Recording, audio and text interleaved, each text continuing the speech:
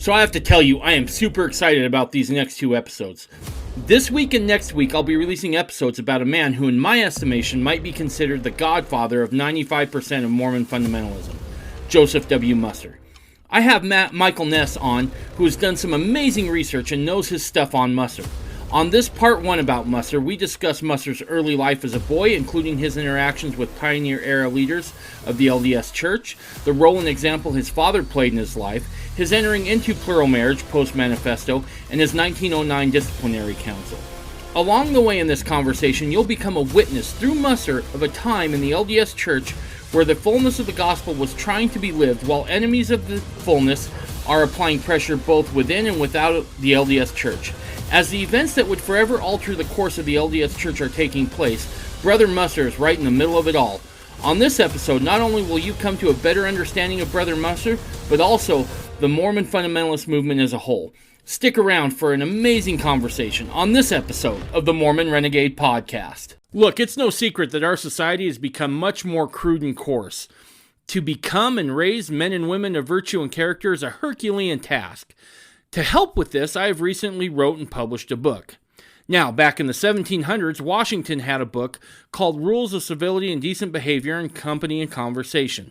It was a book with 110 rules that talked about how to conduct yourself like a civilized person in society, something that today's society is sorely lacking.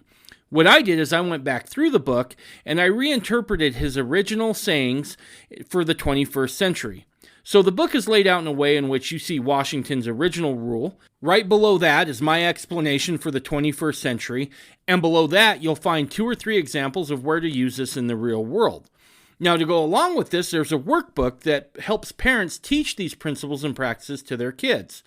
To find the book, go to MormonRenegade.com, go to the bottom of the page, search out the blog post, and order your copy today.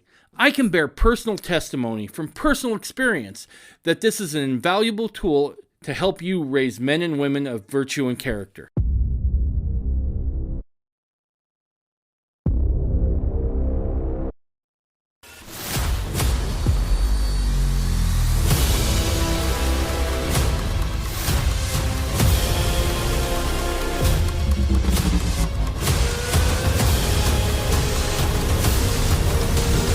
You're listening to the Mormon Renegade Podcast.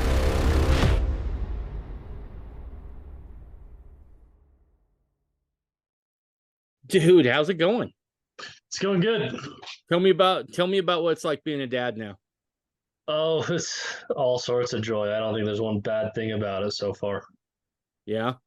No, not at all. I was super nervous at first, obviously, but no, it's a joy. Even when he's crying his head off, it's just like, dude, why do you have to be so cute when you're doing that? I don't know.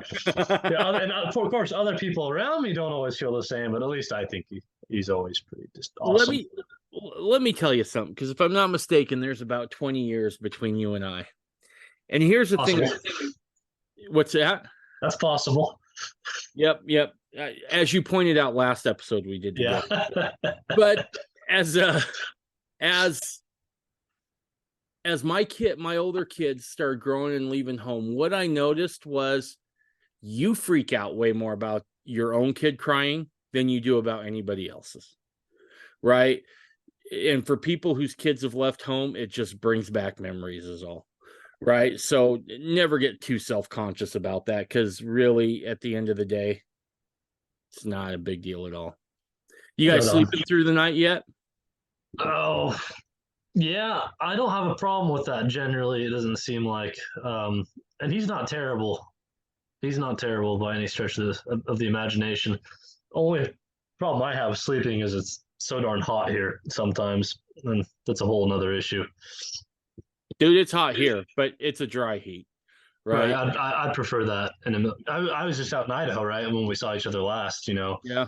Dude, working in that heat, I'd do that, and I'd take that 10 times out of 10 over working in humidity.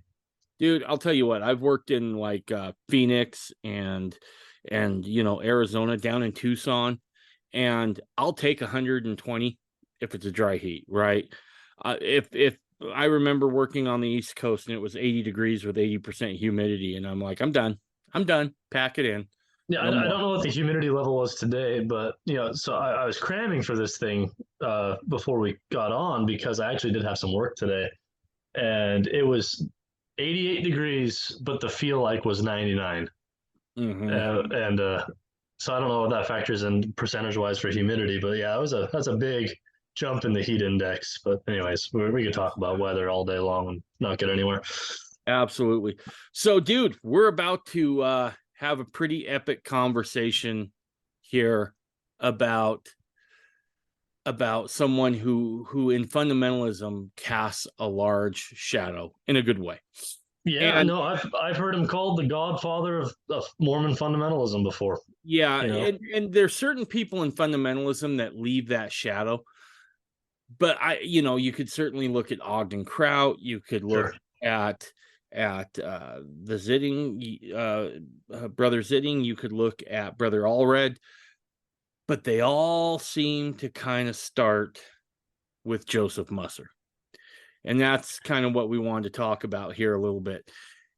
When you first said that you had a bunch of information on Musser, I perked up quite a bit, because I feel like with Rulin Allred, we have a lot of information on him, right? We have books, that he wrote, his compiled teachings, and those are absolutely fantastic. I have treasures of knowledge that were given to me as a gift, and I'll tell you what, I go to those about once, not once, probably 2 or 3 times a week, just because they're great. But I find that we don't necessarily have that with Musser, right? Yeah, as far as the collected works like sermons, you're right. There was a collaboration between um, the group known as the Church of Jesus Christ of Latter-day Saints in the Kingdom of God, or the shorthand version as the Nielsen Naylor Group. There was a collaboration between them with Ivan Nielsen and the Allreds, where they put together a book um, that spanned the sermons from 1940 to 45. That's actually but that's such a small Right. fragment of his tenure as a leader, right? But it's good. I've read it. I've gone through it all. I wish I had a personal copy of it. Um, it's pretty good. I probably will get one, to eventually. But I got some quotes out of it for this presentation because when I was reading it, I snagged a lot of cool things that I thought were, you know, stood out, historically, were Right. significant. Awesome. And So I'm a pack rat for anything history on this kind of this kind of deal. right. Okay, so before we jump into a lot of the teachings, let's give an idea of who Musser was. Oh yeah, I wanted to start by talking about his father. I don't think that we're gonna be able, I don't think we're gonna do this man as good a justice as we could if we don't start with his birthright. And but I would like to preface before we dive into that, even Joseph Musser. Everyone in Mormon fundamentalism wants to own Joseph Musser as their guy. Like he is connected in one way, shape, or form, and we're gonna see this, by the way. Like he's everyone's guy, and and so coming from where I'm coming from, I know people on both sides of this of splits that have happened, right?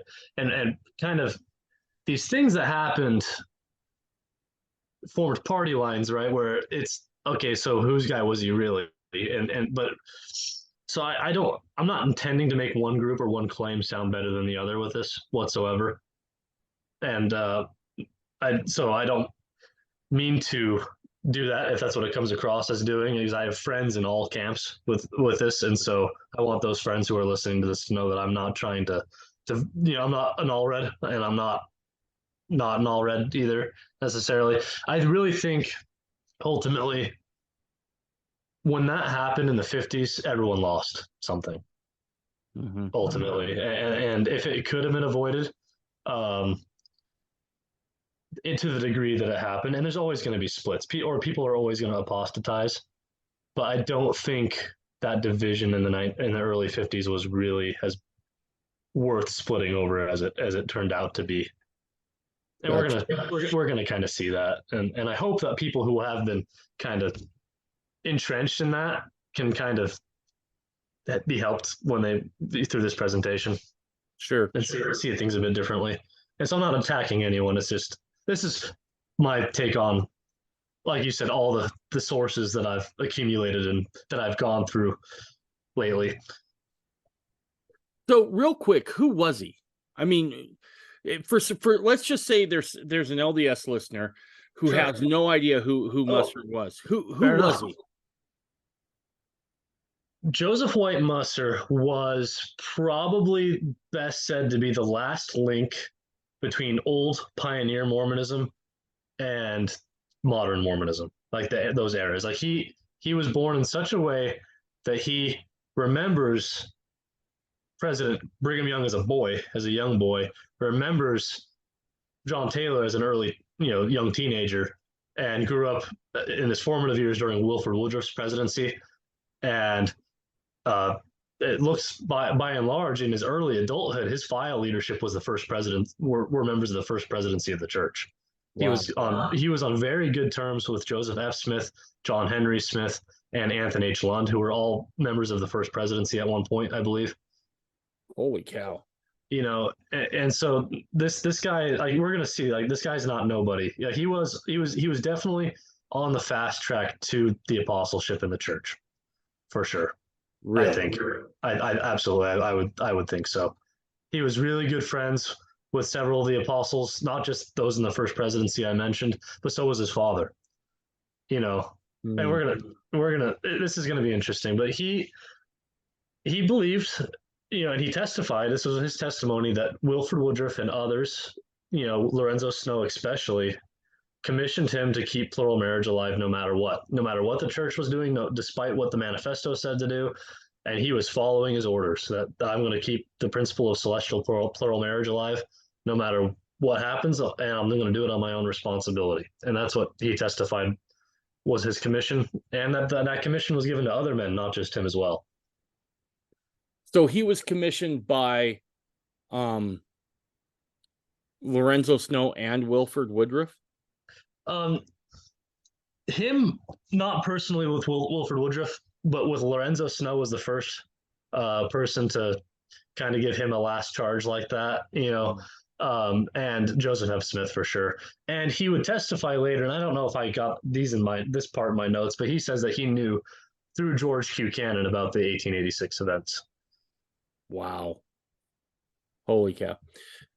So he's an influential fundamentalist leader, and probably the like you said, the godfather of fundamentalism. Right. So where does he grow up? Let's go back there, because I know you Salt Lake. He grew up in Salt Lake Valley, Salt Lake City. Yep. Now, who were his parents? Amos Milton Musser was his father. I actually don't have his mother's name written down in my notes. But I think we should dive into Brother Milton Musser. All right, this is going to be awesome.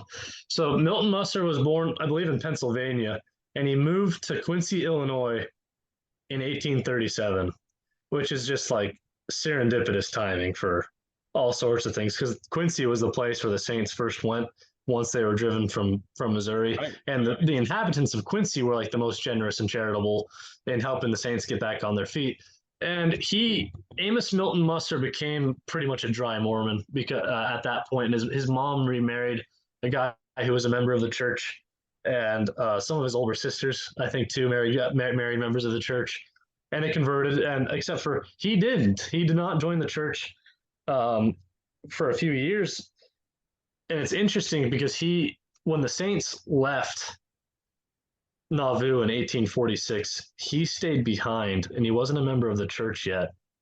But he took part of the Battle of Nauvoo on September 10th, 1846, when about 1,000 anti-Mormon, in a mob came to the city and tried to drive people out. And there was about 150 defenders left in the city under the authority and command of a future apostle and member of the first presidency, Daniel H. Wells. And so in his young, late teens, a dry Mormon, as I've always called it, he's fighting for these people. It's just, I think it's interesting. Absolutely. And so after a little bit of fighting, Daniel H. Wells calls a ceasefire, and they basically decide to leave. And so they then go to Council Bluffs, Iowa, right? And there he is baptized by James Allred. Interesting. It is interesting. So I had to do the research on who James Allred was. And so James Allred is very interesting. James Allred's wife was one of the first people that Joseph Smith told and instructed her how to sew a garment, the garments of the holy priesthood. So this is so fascinating that even in these early days, we're seeing this connections between the, Allreds and Musser. That's fascinating stuff. No, it is. It's right off the bat. And so James Allred was an uncle to Rulon C. Allred's great grandfather. So Rulon Allred's father was Byron Harvey Allred Jr. And so senior generation past that, and then his father was William Moore Allred. William Moore Allred and James Allred were brothers. Okay. No. William Moore Allred was James Allred's nephew. Sorry, that's correct. After being baptized by James Allred, Milton Musser was confirmed by Apostle Orson Hyde as a member of the church. He received his endowment on December 17th, 1851, 5 years later, likely at the council house because the endowment house was not yet finished in Salt Lake. And the council house was a building that was 2 stories and it was 45 by 45. It was a 45-foot square building, two stories. And they did do endowments and other ordinances in that building before the endowment house was finished. He served a mission in India starting in 1852, and one of his first mission companions was Samuel Amos Woolley, who was a younger brother to Edwin D. Woolley. Yeah, I know. It's just nuts. It's like you can't, like if you took it to Hollywood and said, here's a script, they'd be like, it's too unbelievable. We'll stick with, aliens and the Avengers, but this is too unbelievable.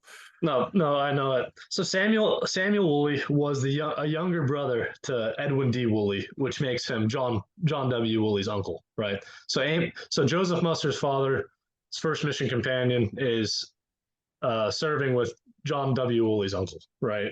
And it was only for a little bit, but that they left on their mission together. They left Salt Lake together. And Samuel Amos Woolley was, along with John W. Woolley, was one of the whittlers of Nauvoo, where they were the young boys or teenage boys that would follow undesirable characters around Nauvoo while whittling sticks with their long knives and singing and whistling, right? And scaring off the apostates. Boy, I'll bet you teachers' quorum was something else back then. Oh, sure. So, and by the way, if you have any questions or you need to interject something or and to open something up to a discussion, dude, you just do it, and I'll just try to we'll keep the flow going. So Milton Musser leaves in 1852 for India, and he returns in Utah in 1857. That's a 5-year mission. Dude, and this is one of those times I want to point out just how flat gangster early Mormonism really is, right? Yeah. I mean, everything about the whole story, right? Like in Joseph Smith, you have a charismatic teacher who's upending Victorian sensibilities of the time. Then you have Brigham Young, who goes really gangster and like, we're going to load up and we're going to go over the plains and up into the mountains. And then for everyone else, it's 5-year missions in India, right? I mean, just... And I was complaining about humidity at the beginning of this podcast, and I should not.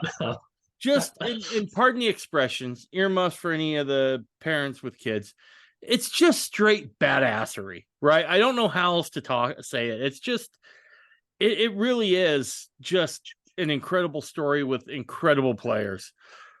Oh, it's going to get better. We're barely scratching the surface. So the majority of his mission was in India, but he gets called home and he takes a and there's dude we could do another podcast on his mission stories, but like basically they barely made it to India in the first place, um, based on some events and because of things that happened with the ship's captain, like they and Brother Musser, they were able to get there. Well, the same captain of the ship comes around near the end of his mission and something similar happens, and he needs to get to England on his way back to the United States, and lo and behold, it's the same captain that brought him 5 years earlier, and so he brings him to England, and he stays for like almost a full year, what his last year in England, before returning to Utah, and he gets acquainted with Orson Pratt and other apostles who are kind of filtering through the mission in England, and people start taking notice of him. In fact, I want to say he even edited one of the Millennial Star editions while he was on his mission there. And if I'm not mistaken, some of those Millennial Stars are where we extract many parts of the Journal of Discourses, right? Maybe the other way around. I don't know. Okay. And I could be wrong. I mean, I know the Adam God sermon from Brigham Young in the Journal of Discourses was then published in the Millennial Star in England. And Samuel L. Richards was mission president at the time, I believe. And he was like, yeah, if you don't believe this, you're not getting baptized. Oh, it's those inconvenient truths that I just love to fixate on, Michael. Oh, me too. Anyway, let's go on. So he gets back in 1857, and he quickly becomes friends with Brigham Young. His Brigham's constituents have taken notice of him, and Brigham Young makes him the clerk of the church store in Salt Lake City. And I don't know what the name of it was then, or what it was, but it's like the general store before ZCMI, or whatever. But Milton Musser is made the clerk for that, and then he is made the traveling bishop of the church in 1860, and he serves in that office from 1860 to 1876. So do you know what a traveling bishop is? No. So I didn't either.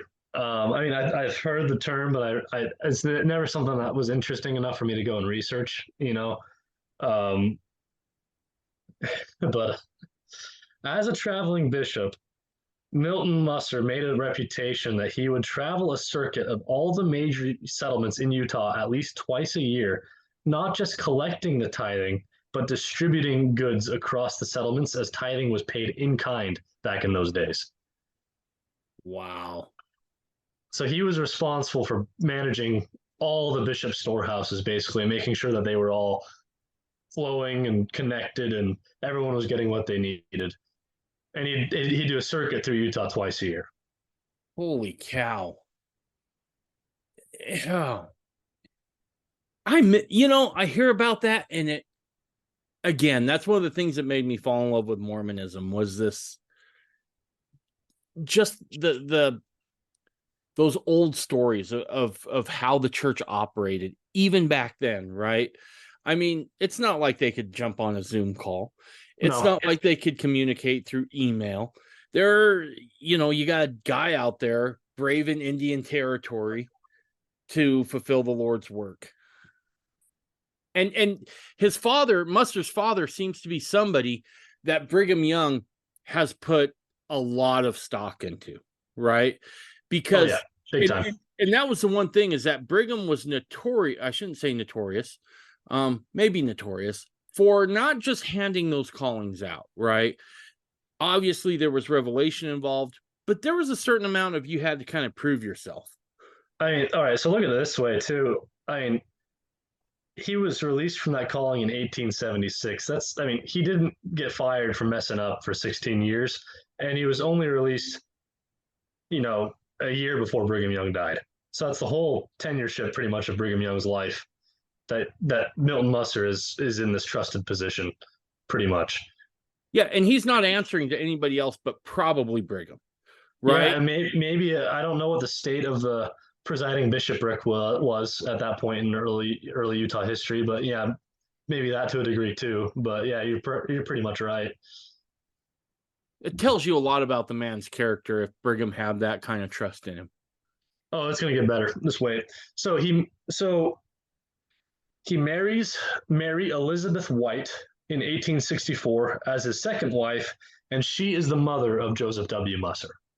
Okay. Okay. His third wife was Belinda Pratt, daughter of Parley P. Pratt. Now, Belinda Pratt had previously been married to a famous author named T.B.H. Stenhouse, who apostatized later during the Godbeite movement apostasy thing. Are you familiar with that? Tell us what that is. What were the Godbeites? Putting me on the spot. There's a William S. Godby, I think, was the guy that the movement's named after.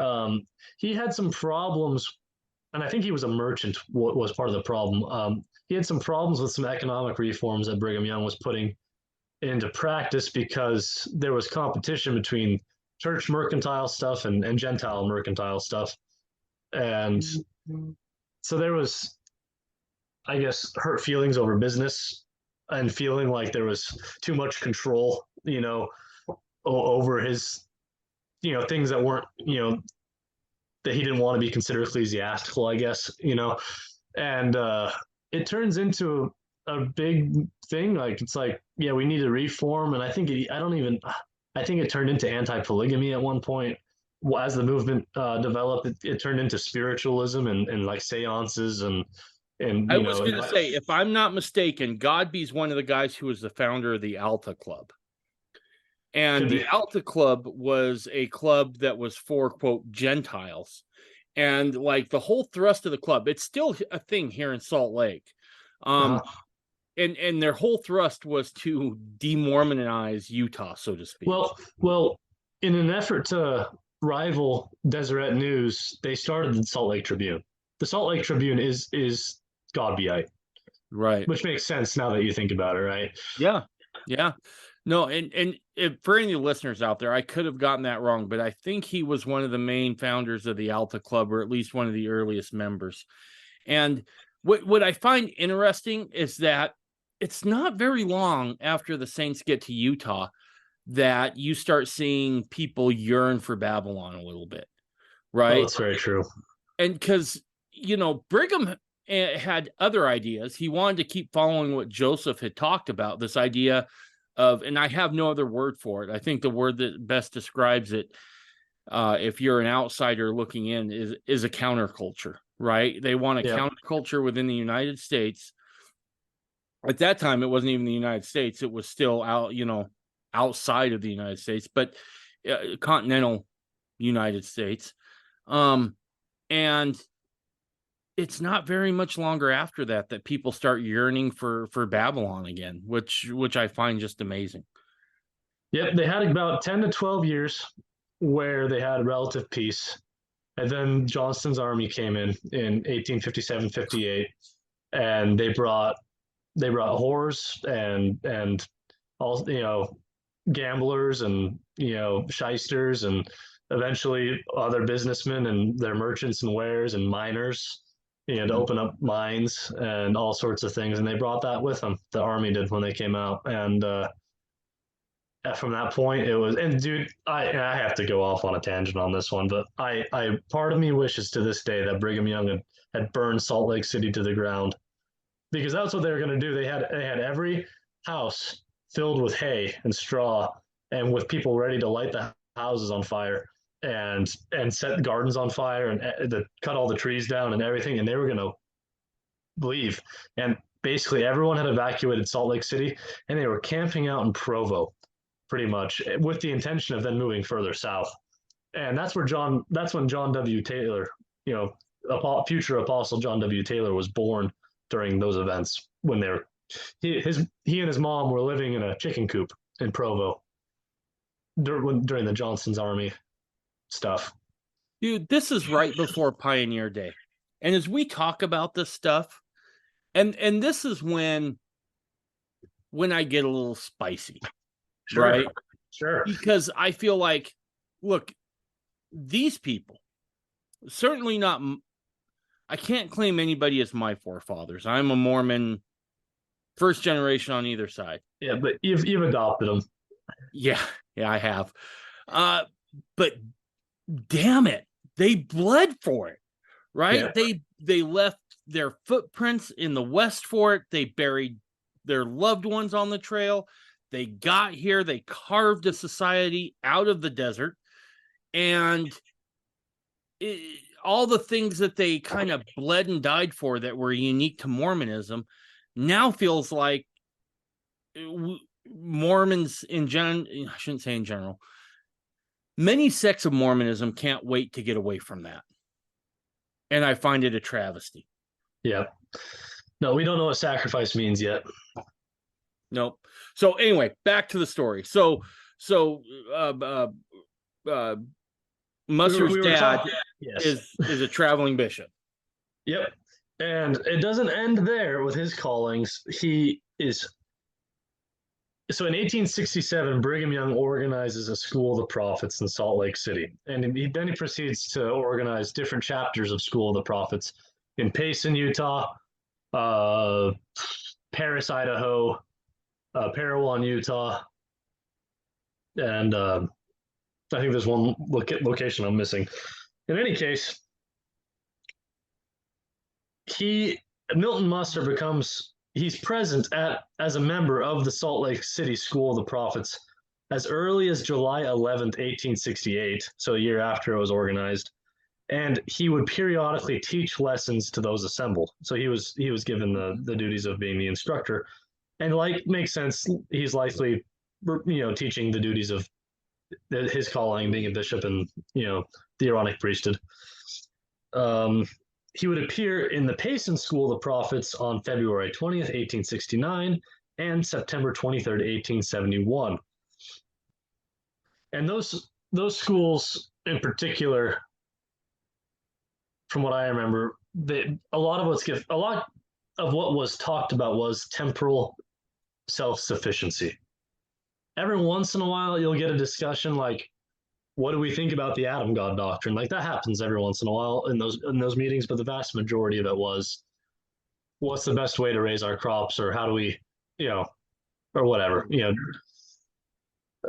So this is interesting too. In 1876, and this is probably why he was dropped from his calling as traveling bishop, because in 1876 he was made assistant trustee in trust of the church.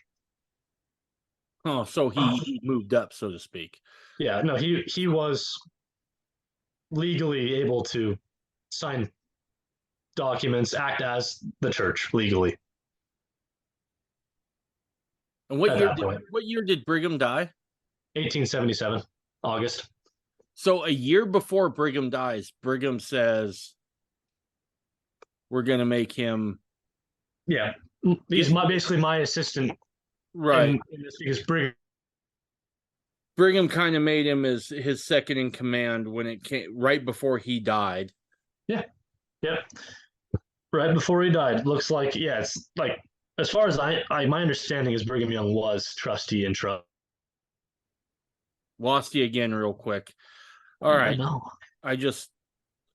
My internet looks fine, but I went ahead and switched it to something else. I'll edit this out, but so he's put in as like second in command to Brigham as far as finances of the church.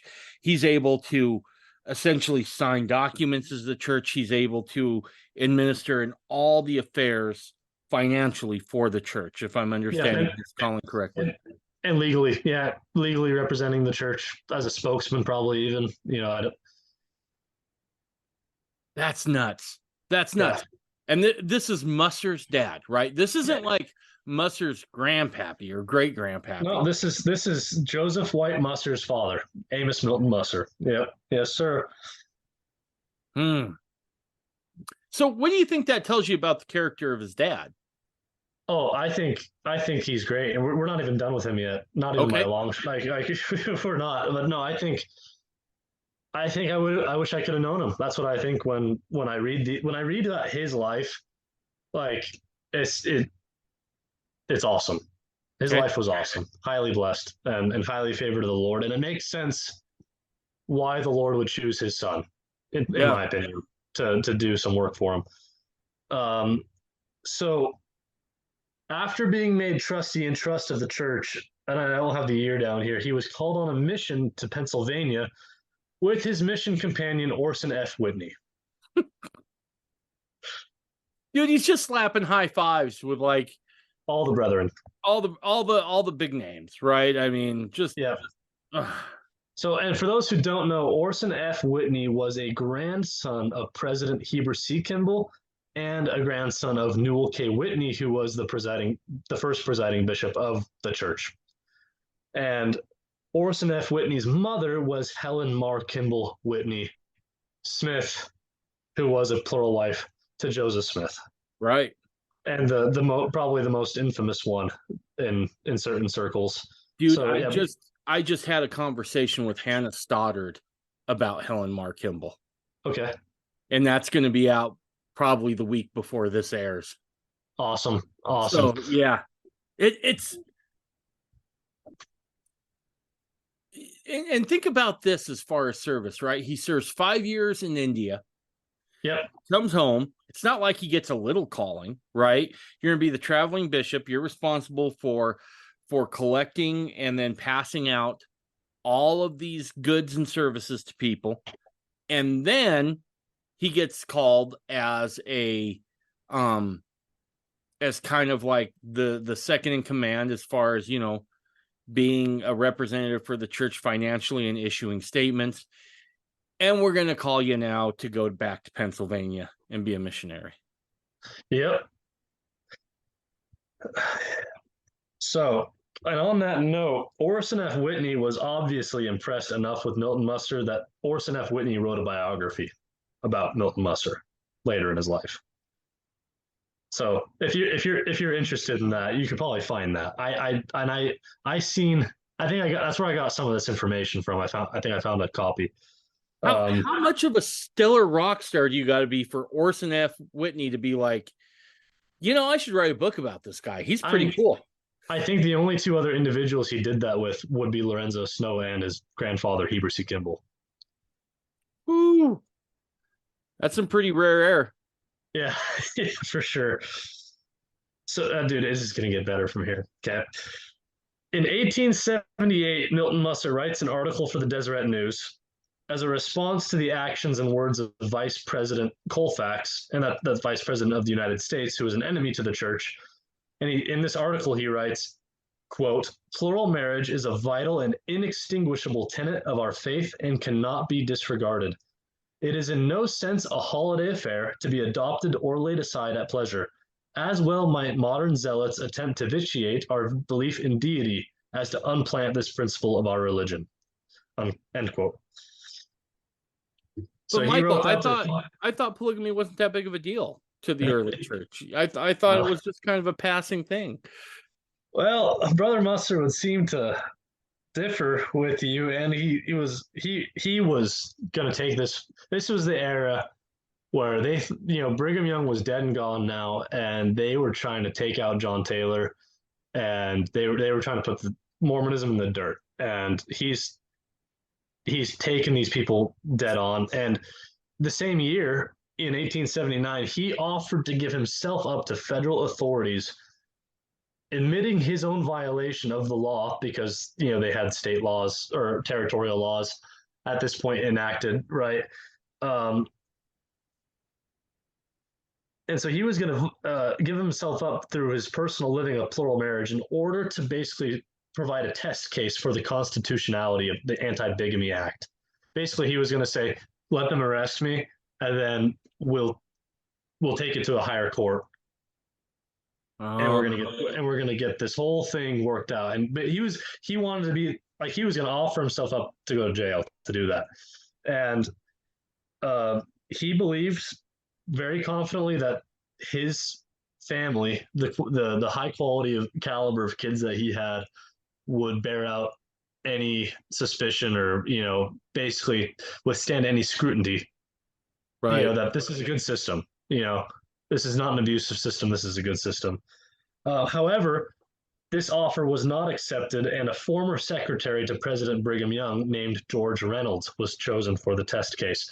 All right, I would like to say to those listeners here, there's a few names that we're going to go over that appear in Joseph Musser's life or even Milton Musser's life that then appear in his son's life later. Like there's certain names that you got to pay attention to. George Reynolds is kind of one of them for the next little bit. But yeah, George Reynolds was a secretary to Brigham Young, but it's in and so what we know that as the Reynolds case, right? Have you heard about that? Right. Yep. So in an alternate history, that would have been the Musser case. It was the same idea. In the multiverse somewhere. Right. And so I found that fascinating. Yeah. You know, and so we're gonna kind of jump into do we want to do that here? Or is that the wrong spot? We're gonna come back to that one. I have something in my notes needs to be rearranged. But all right, so in 1883, 4 years later, Amos Milton Musser was subpoenaed as a witness in a grand jury to answer questions considering his own marital status, which is interesting, you know, considering he offered to do that and he wasn't hiding anything, obviously. But apparently there wasn't enough evidence to convict him, but afterwards he goes on the underground. Mm-hmm. And so now Amos Milton Musser becomes a character on the infamous Mormon Underground days, you know, which is interesting. Yeah. Yeah. I'm just thinking about the breadth of history his dad saw. Oh, yeah. It's incredible. It's incredible. While on the underground, he was brought in again and arrested or brought in for questioning in 1884 and released again, I guess, without enough evidence to convict him. He was caught again on April 1st in 1885 and was convicted. Okay. Okay. And we're gonna segue into another thing though, because it's around the same time period. Later in his life, Joseph Musser would write, and he published in the Truth Magazine, Volume 20, about his recollections of Brigham Young and John Taylor, and I'll just quote it and read it. Quote, as to his recollection of meeting the early presidents of the church, or I guess this is Guy Musser writing this. Guy Musser writing about his father, Joseph Musser. As to his recollection of meeting the early presidents of the church, he often related his experience of seeing President Young as he lay in his coffin, also that he vaguely remembers seeing him before his death. Later, when old enough to remember and understand, his father invited him, meaning Milton Musser, right? His father invited him, Joseph Musser, to attend a meeting of the Grand Council of the Kingdom of God. He remembered this meeting of how armed guards admitted the invited guests, his father, Amos Milton Musser, being a member of this Grand Council. At this meeting, he was introduced to, he being Joseph Musser, was introduced to President John Taylor and heard him speak. So that's the end of that quotation. And I wanted to bring that up right here because we're in the underground days, right? Where John Taylor is on the road and he's got armed guards, you know, with him all the time, you know, like Samuel Bateman. And Joseph Musser is testifying later in his life that his father was, and we know we're reading that Amos Milton Musser was on the underground. John Taylor was on the underground. And one of these days, in the early 1880s, Milton Musser says, son, you're old enough to come, or whatever. And it was about the time where Joseph Musser would have been about 12 or 13 years old. So formative. I mean, yeah. At that age where you're starting to figure things out. Now, let me ask you this. Go back real quick. What was the name of the organization, the meeting that he attended? The Grand Council of the Kingdom of God. We're going to get into that. Is that the Council of 50? I think so. That's what I think is being alluded to here. It sounds an awful lot like the Council of 50. Yeah, it absolutely does.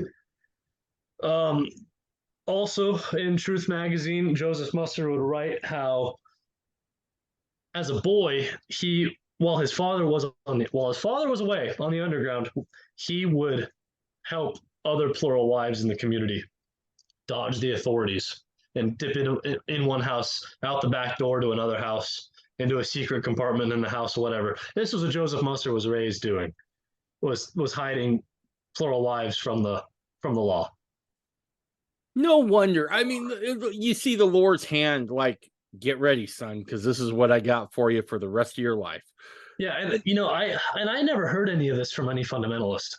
of that. That's amazing. You know, I had to do this research and dig deep for that. But but it paints that picture that you're saying. Like, this is clearly, like, he is the last link between pioneer Mormonism and modern. You know, and he was a fish out of water in modern, times Mormonism.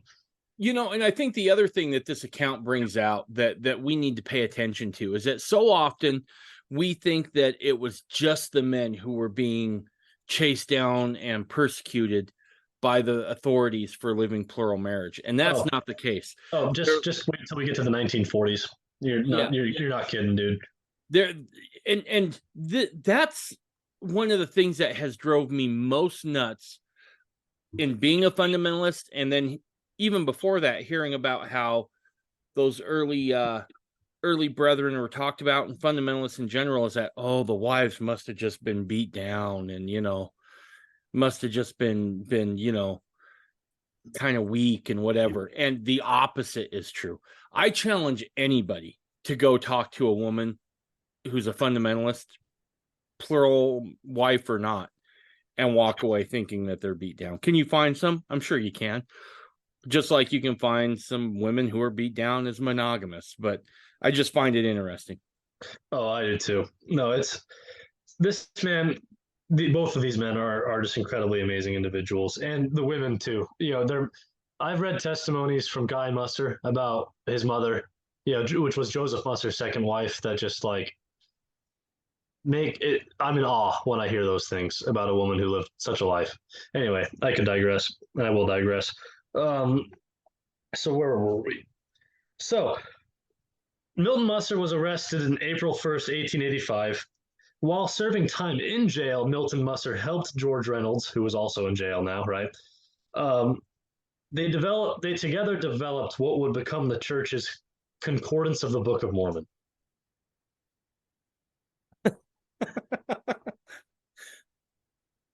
And a lot of Milton Musser's spare time was earnestly seeking to reform certain inmates toward good behavior, because they're locked up in the state pen, right?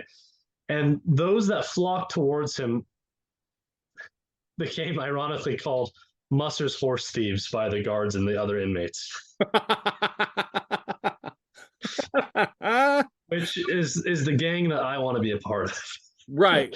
No, once again, just completely gangster, right? Yeah. Prison gangs, Mormon style. Yep, that's it. All right. So Milton Musser was released from prison in October of 1885, and he was subpoenaed 2 more times to testify, once in March of 1886 and another in June of 1887. And it is reported that his house was under surveillance until 1890. So he was just being watched like a hawk.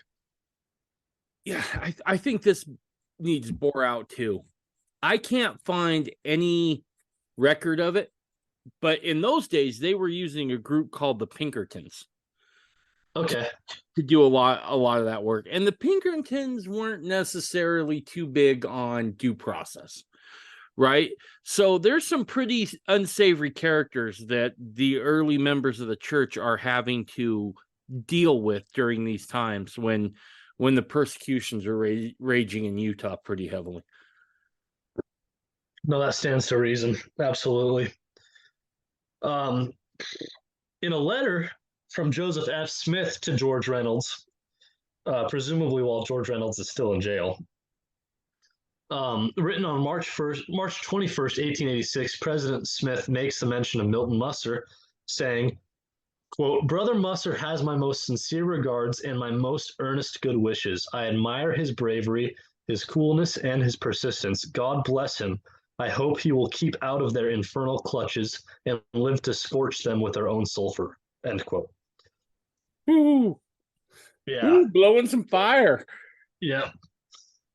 This was likely when President Smith was serving a mission and hiding in Hawaii, right? All right. Towards the end of his life, Milton Musser became assistant church historian in 1902, which calling he held until his death in 1909. As church historian, around 1908, according to his son, Joseph Musser, brother Milton Musser approached Joseph, showing him Wilford Woodruff's journal containing the 1880 revelation and the 1889 revelation. And he told Joseph, quote, "Someday it will be necessary for you to use this information." And he let him make a copy of those. And so Joseph Musser was able to furnish those to the early Mormon Fundamentalist movement as a result of his father. Wow. So his dad starts to get a sense of, son, you got some work to do early on. Oh, big time. And there was a moment where when he learns that Joseph Musser entered the principal in 1901, where he's like, "Son, what are you doing?" But then Joseph was able to very quickly reassure his father that he's not done anything without the express command of those that they both know in authority, right? And he promptly buys his son Joseph a gold watch, a pocket watch, and engraves something along the lines of, "God bless you for your, in your service of God," right? And entering into the principal or something like that, and so, and he was overjoyed. He was overjoyed that his son could enter into the principle of celestial plural marriage in a day when he thought that wasn't being done, I guess, and obviously he became wiser, but I think there definitely was a premonition. And there was another moment too that Joseph Musser copied out of Wilford Woodruff's journal, which I'm including here because it's pertinent. So I don't know how much Joseph was allowed to copy out of it, but this part was, and I double checked this. This is printed in Truth Magazine, but I went and checked it with what I can find online with Wilford Woodruff's journal, and it matches, it lines up. And this is what Wilford Woodruff wrote on October 14th, 1882. John Taylor said, quote, "If we do not embrace that principle, soon the keys will be turned against us. For if we do not keep the same law our Heavenly Father has, we cannot go with him. The word of the Lord to us was that if we did not obey that law, we could not go where our Heavenly Father was, or where our Heavenly Father dwells. A man obeying a lower law is not qualified to preside over those who keep a higher law." Wilford Woodruff said, he was glad the Quorum of the 12 and 70s were now to be filled, and that the reason why the Church and Kingdom of God could not progress if we did not receive the patriarchal law of marriage is that it belonged to this dispensation, as well as the baptism for the dead.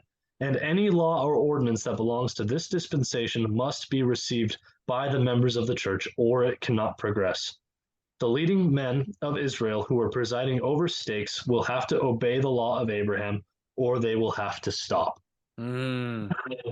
Wow, prophetic. So you got one statement from John Taylor and one statement from Wilford Woodruff from that meeting on October 14th, 1882, which is right on the heels of that 1882 revelation, right?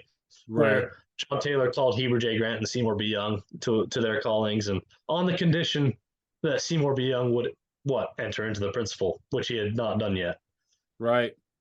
And they started dropping stake presidents, dude. And Wilford Woodruff says that if they don't enter into the principle, they're gonna have to stop presiding over their stakes.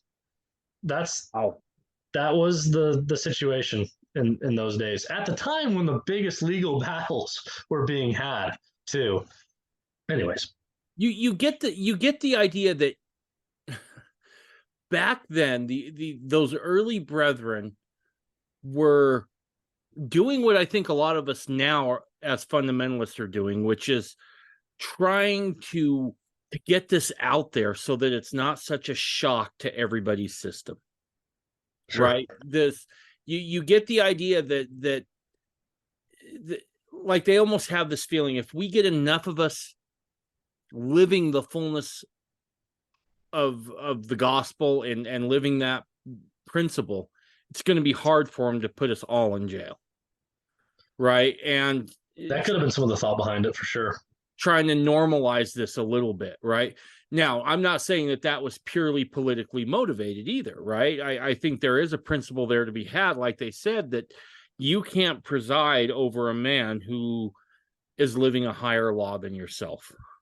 And so I think it was twofold, or maybe it was twofold. I can't say I think that or believe that. I don't have any evidence of it, but it sure seems to make sense. Yeah, I think it makes sense too. And it brings a lot of things into question nowadays, in my opinion regarding Yeah. The operation of ordinations and callings and Yeah. legality in church stuff. But anyway, so now we pretty much wrapped up the life of Milton Musser I and the got one. overlap there. Sure. But I you got got a one question? question on Milton.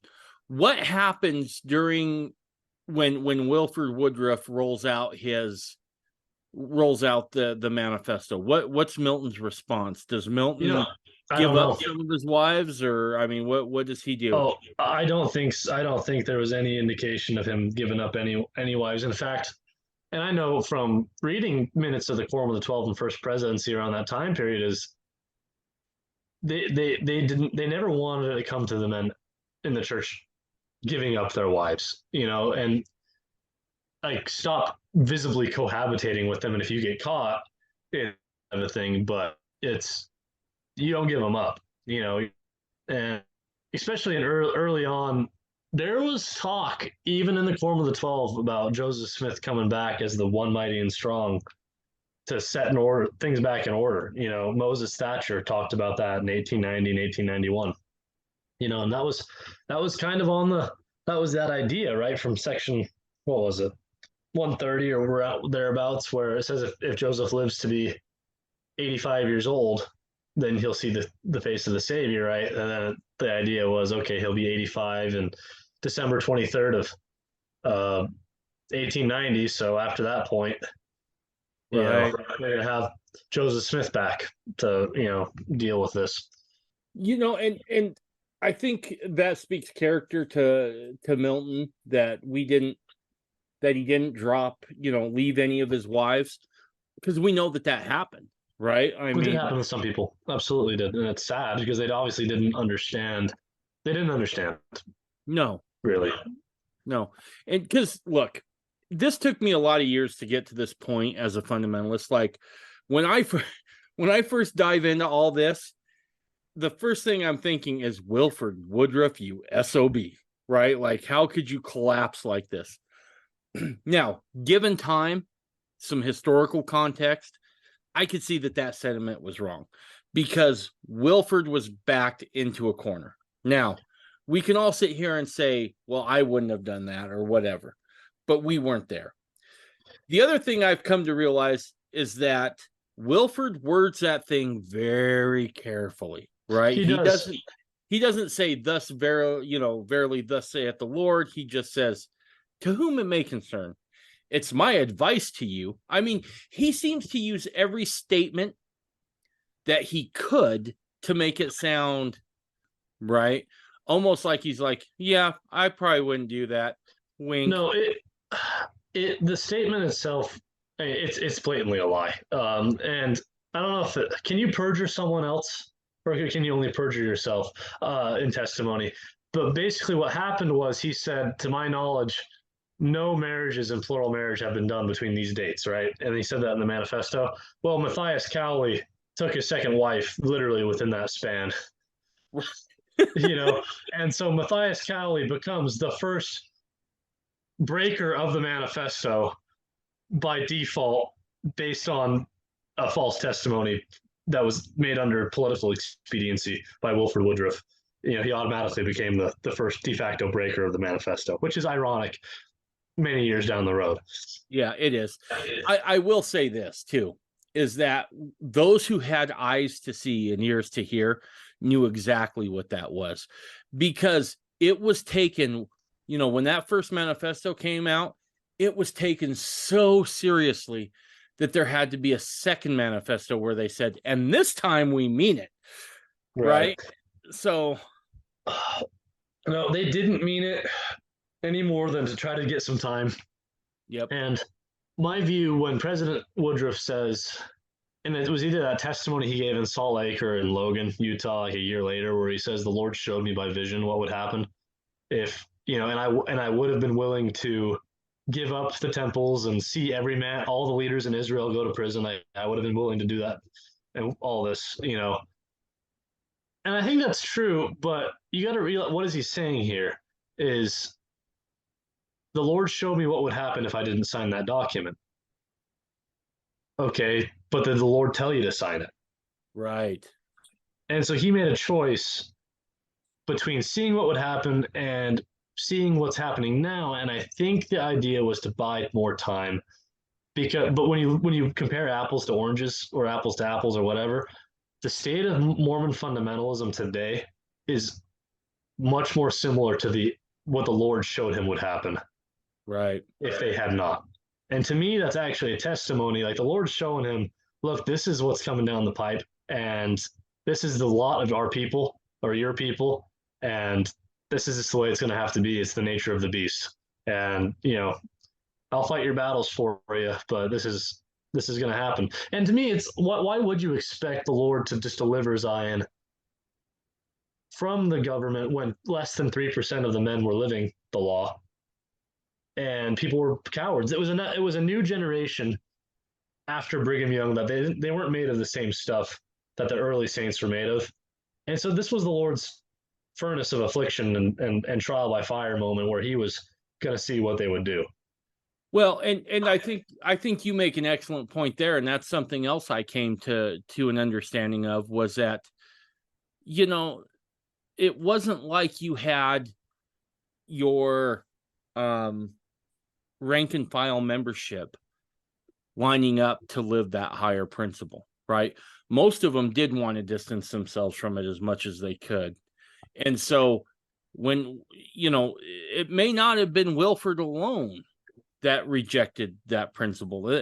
There were a lot within Mormonism, period. Your like I said, your rank and file membership who were ready to be done with it. I mean, dude, they're dropping stake presidents because they're not because they're not living it at that point in history. You know what I mean? Right. Like, yeah, it stands to reason.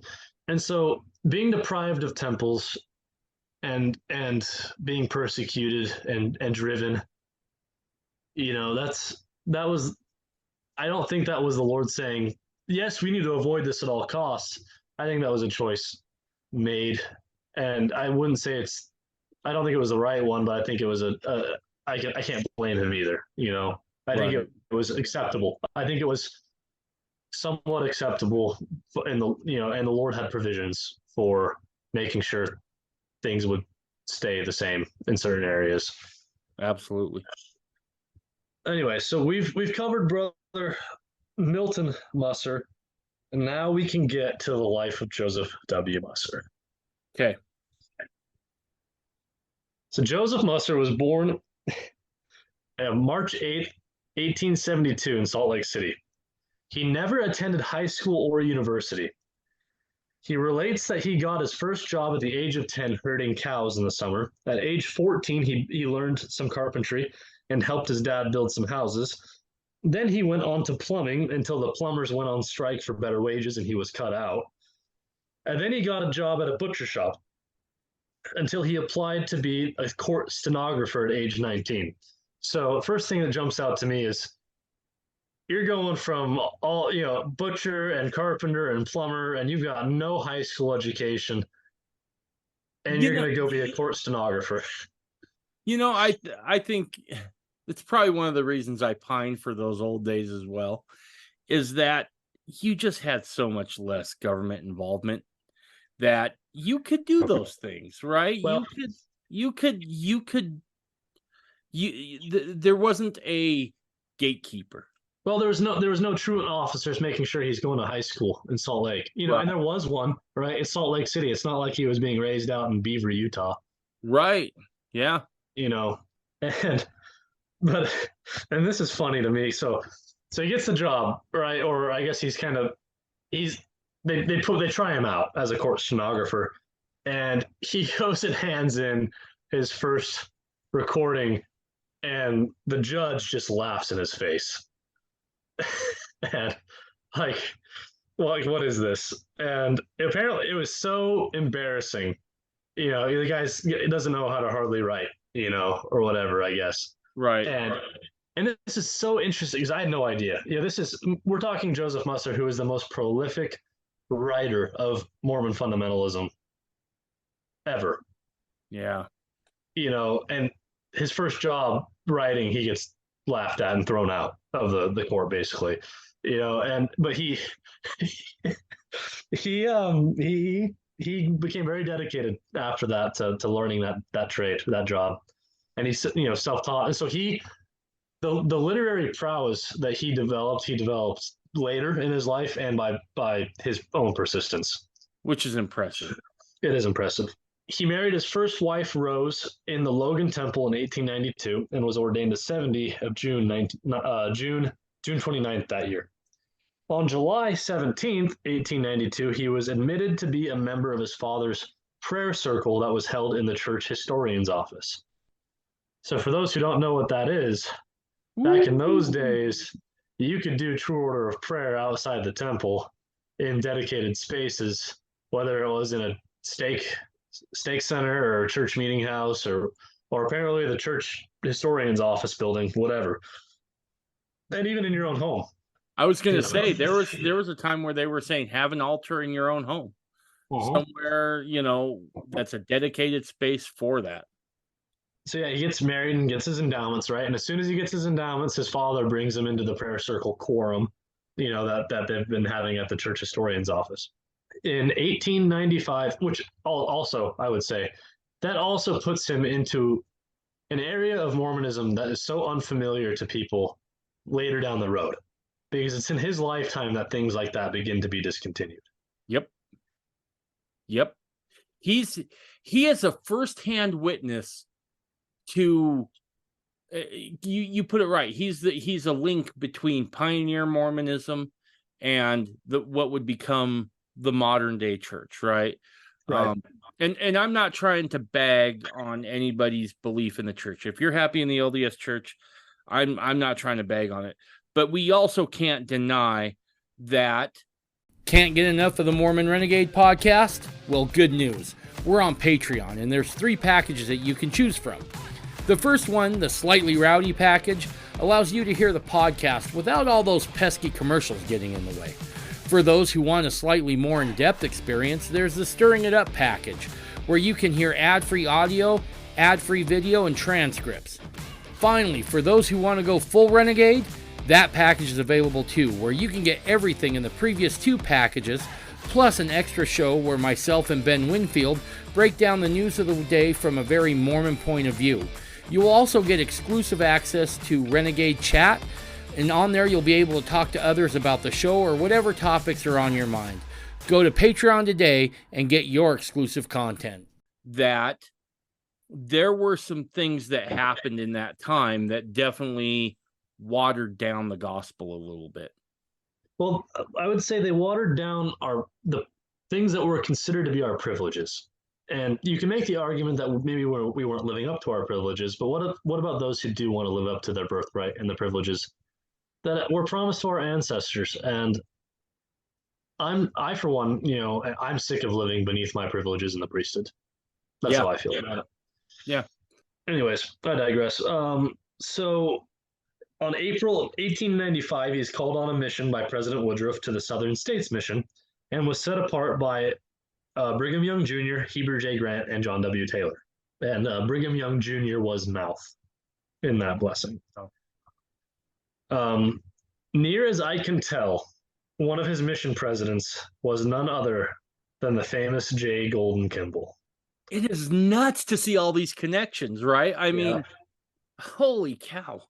So J. Golden Kimball, son of Heber C. Kimball, served a mission as a missionary in the southern states in the 1880s, and then he got called as a mission president of that mission in the 1890s. And later, many years later, J. Golden's son, Max, would marry Joseph Musser's daughter, Josephine. And we'll go over this later, but years later, when Joseph Musser's second wife died, J. Golden Kimball was one of the principal speakers at her funeral. And see, now we get into asking questions. Sure. Right? You got any questions? Now we get into this part where look, we're at a time now where church power has really begun to be consolidated and flexed, right? Before, with in those pioneer days, it was kind of fractured, right? Communication was harder to come by, and so things felt maybe a little more fractured or disjointed. Mm-hmm. But the fact that J. Golden Kimball is showing up to Joseph Musser's second wife's funeral, how much did the church know, and how much did they approve of? Oh, dude, right? Which I have what Jay Golden said at that funeral. Oh, go into it, please. Go into it a little bit. We will. We'll get there. We'll get there. It's not too far down the road, I don't think. Maybe. Anyways, we'll see. We're gonna get to that. Anyways, so where were we? After returning from serving his mission without purse or script, I would add, in those days, several interesting things happened. Sometime in 1899, and when was he? So he returns in 1897 from a two-year mission from 1895, 1897, somewhere in there. After returning from serving his mission, sometime in 1899, Musser recalls that the patriarch of the church, John Smith, that's brother to President Joseph F. Smith, right? This is so interesting.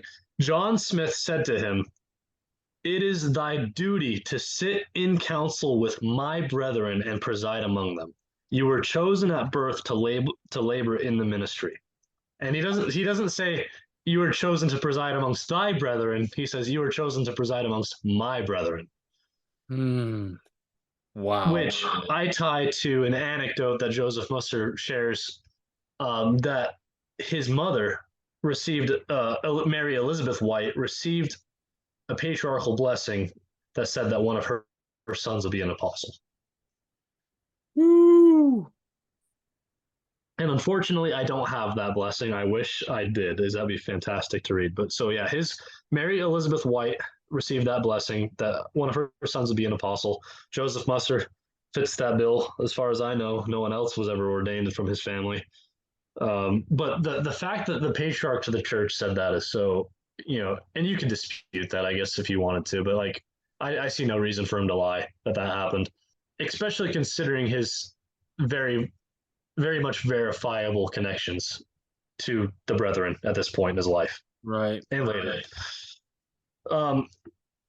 In November, in fact, on Thanksgiving morning, 1899, Joseph Musser was invited with his wife to the Salt Lake Temple to receive their second anointing and he's age 27, and it was administered by Lorenzo Snow. Which blows another idea out of the water. As I've heard certain church historians talk about the second anointing, they always often said, well, it was for older guys or guys who were, higher up in the chain of command. And here that blows it completely out of the water. No, it's so interesting. And, none of the men that Joseph Smith ordained or anointed kings and priests were old men. Actually, maybe not none of them, but the majority of them lived a long time afterwards. So yeah, they weren't. It's not. You don't have to be old to get it, is what I'm getting at, by any stretch of the means. So he writes in his journal that day, "We literally spent a few hours as in heaven, mid the glorious calm and quiet of our holy surroundings. We were near the Lord, and oh, how happy! I was only 27 years of age and wondered why so young a person should be so favored, for we were being sealed with the Holy Spirit of promise." And so that's a direct identification with the term Holy Spirit of promise with the second anointing. In nomenclature of that era, those were viewed to be synonymous. The Holy Spirit of promise, as mentioned in section 132 and other places, is synonymous with the second sealing or the second anointing, ordinance, where all your other ordinances are sealed upon you and confirmed. Right. It's been taught by some apostles, even as late as Bruce R. McConkie and Joseph Fielding Smith in the church, that you haven't even got a wife until you've had your second anointing, because everything else is promissory. It's on condition. of your faithfulness, right? And when I was endowed in the church, we were told, and I don't know if all, how other iterations in time have been with this in mind, but it says that, you are, if you are faithful, you'll be called up and ordained or anointed a king and a priest or queen and a priestess, but now you are only anointed to become such. Right. Anyways, I digress. So, dude, this is where it gets nuts, and it's funny nuts too. But so this was Thanksgiving Day in November 1899, right? In December, not even a full month, like not even before the end of the year, Joseph Musser gets a letter delivered by a messenger from Lorenzo Snow telling him that he had been selected to enter plural marriage and keep the principle alive. Ooh. From Lorenzo Snow. Yeah. So now we are well past this idea of, and what year was that? It was December of 1899. Okay. We're a full decade now, almost a full decade now, past the first manifesto. Right. We now have a direct. Is this documented? Can we find documents on this anywhere? Not that I know of. This is just his testimony and recalling, writing it down in his journal, kind of a thing. But that's it. There's nothing in Musser's character that I think leads us to question who he was. Right. Well, the knowledge he has in his life shows me that he's the real deal and he's not making up claims. Right. And so now we have a direct link between post-manifesto, church first presidency, telling people on the DL, I'm calling you to live plural marriage to keep it alive. Yep. And he writes in his journal, and he says, God's prophet Lorenzo Snow told me to accept the law and keep it alive. His subordinates said if I did so, they would cut me off the church. I could not argue with them and divulge the source of my authority. There was a time when every man was honor bound to carry his own burdens and yet live every law of the gospel. Boy. And now we get in some interesting similitudes back to Adam, right? Where Adam's given the choice, Sure. You'll be cast out, but if you want to have posterity. Yeah. Do you want to be exalted? You're going to have to get cast out. That's interesting. Right. But it's a very similar choice those days in the church, right? Because well, so this is my theory regarding this. Okay. Hold on. Okay, you go first. 1 second here. This is where I'm probably going to get some hate. So I think at this point, if Musser understands, yes, President Snow called me to this, and yes, I could still be excommunicated by his subordinates. Who's holding the power in the church? Who's really pulling the strings these days?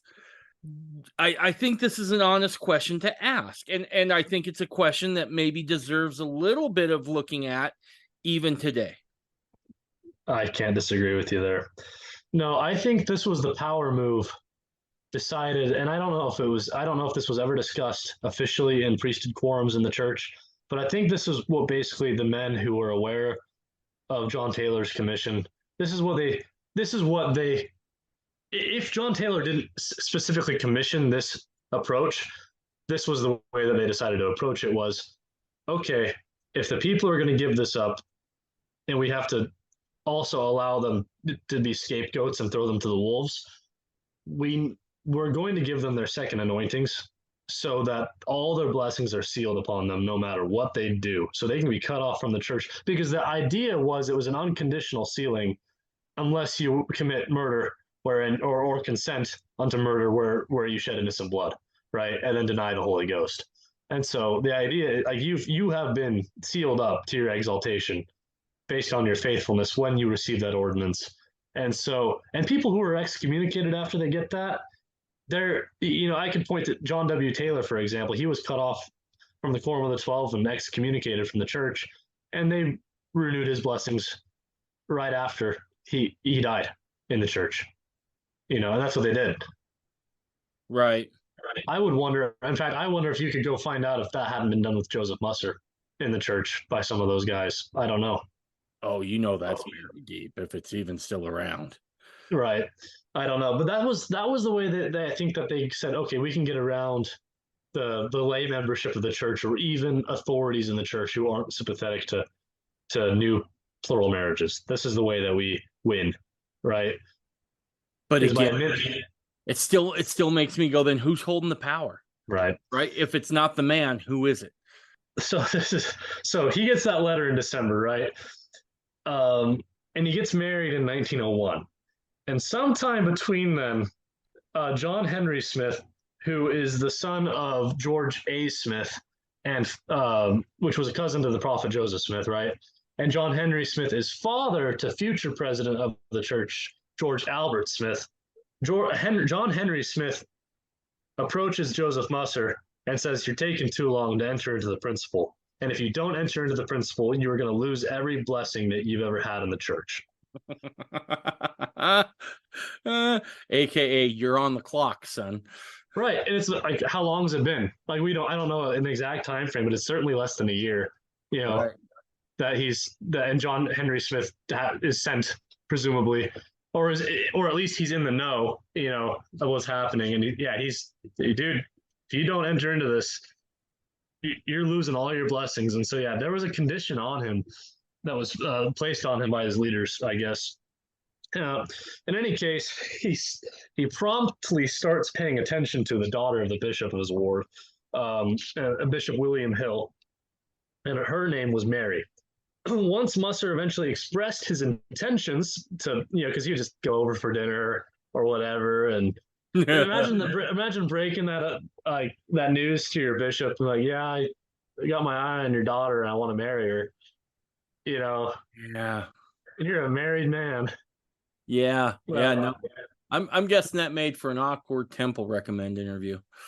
Yeah, it sure would be. And it says he relates that Bishop Hill was upset. And I don't know, and is it understandably so, or is it just because of the manifesto or what? But he says, like, look, I can't even do anything about it under the conditions in the church, right? We can't. Actually, hold on. If I read further in my notes, he says nothing could be done about it after the manifesto. Otherwise, he would see no problem in it. Apparently, after this conversation, William Hill left the house for a while and, serendipitously, encounters two apostles out on the streets of Salt Lake, walking the street. Do you want to take a swing at who they were? John W. Taylor? No, good guess, though. It was John Henry Smith, the one who told him, get a move on, and Matthias Cowley. And so, very convenient for Brother Musser, because obviously John Henry Smith is there rooting for Brother Musser, right? It says, oh, yes, Bishop Hill, this thing can be taken care of. And she is promptly married to Brother Joseph Musser by Matthias Cowley. Wow. Yeah. Was that done in the temple, or was that, not that it matters? The authority carries, but I mean, to my knowledge, it was not done in the temple. I keep getting pulled back, and I apologize for this. I keep getting pulled back to this idea of the Gadiantons are inside the building, right? Because you got Snow, who says, I'm commissioning you to this. You have other apostles who are like, you got to get a move on, son. You got to get another wife. And you got, and then you have the other side. I don't know why I keep getting pulled back to just the factions there. Oh, it's hard, and there definitely were, and it's interesting. And there's flip flop even between members from what I've seen, which is super unfortunate. But one of my favorite things about John Henry Smith, who's pushing this with Joseph Musser, right, is that he, on a trip to Mexico in the 1890s, he brought John W. Taylor and Heber J. Grant with him. And and John Henry was senior, and he made Heber J. Grant perform plural marriages down there in Mexico after the manifesto. Yeah. You're probably not old enough, but did you ever watch that episode of any of those that sitcom Seinfeld? Oh yeah, I've seen Seinfeld. Okay. You remember how Jerry Seinfeld says Newman? Newman. Yeah. That's how I feel about Grant. Every time I hear his name, I'm just like, Grant.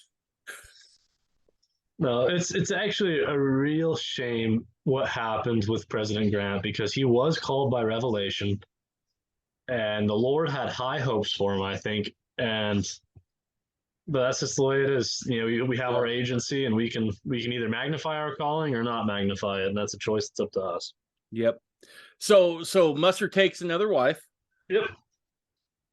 And it gets even better. Okay, so we're getting to some names that are going to repeat throughout. Okay, so pay attention, listeners. All right, at this time, Joseph Musser lived in Granite Stake in Salt Lake City. Granite Stake's president was Frank Y. Taylor, who was brother to John W. Taylor, and therefore son of President John Taylor, right? Right. I have to note here that upon further research, Frank Y. Taylor is responsible for the church program of family home evenings.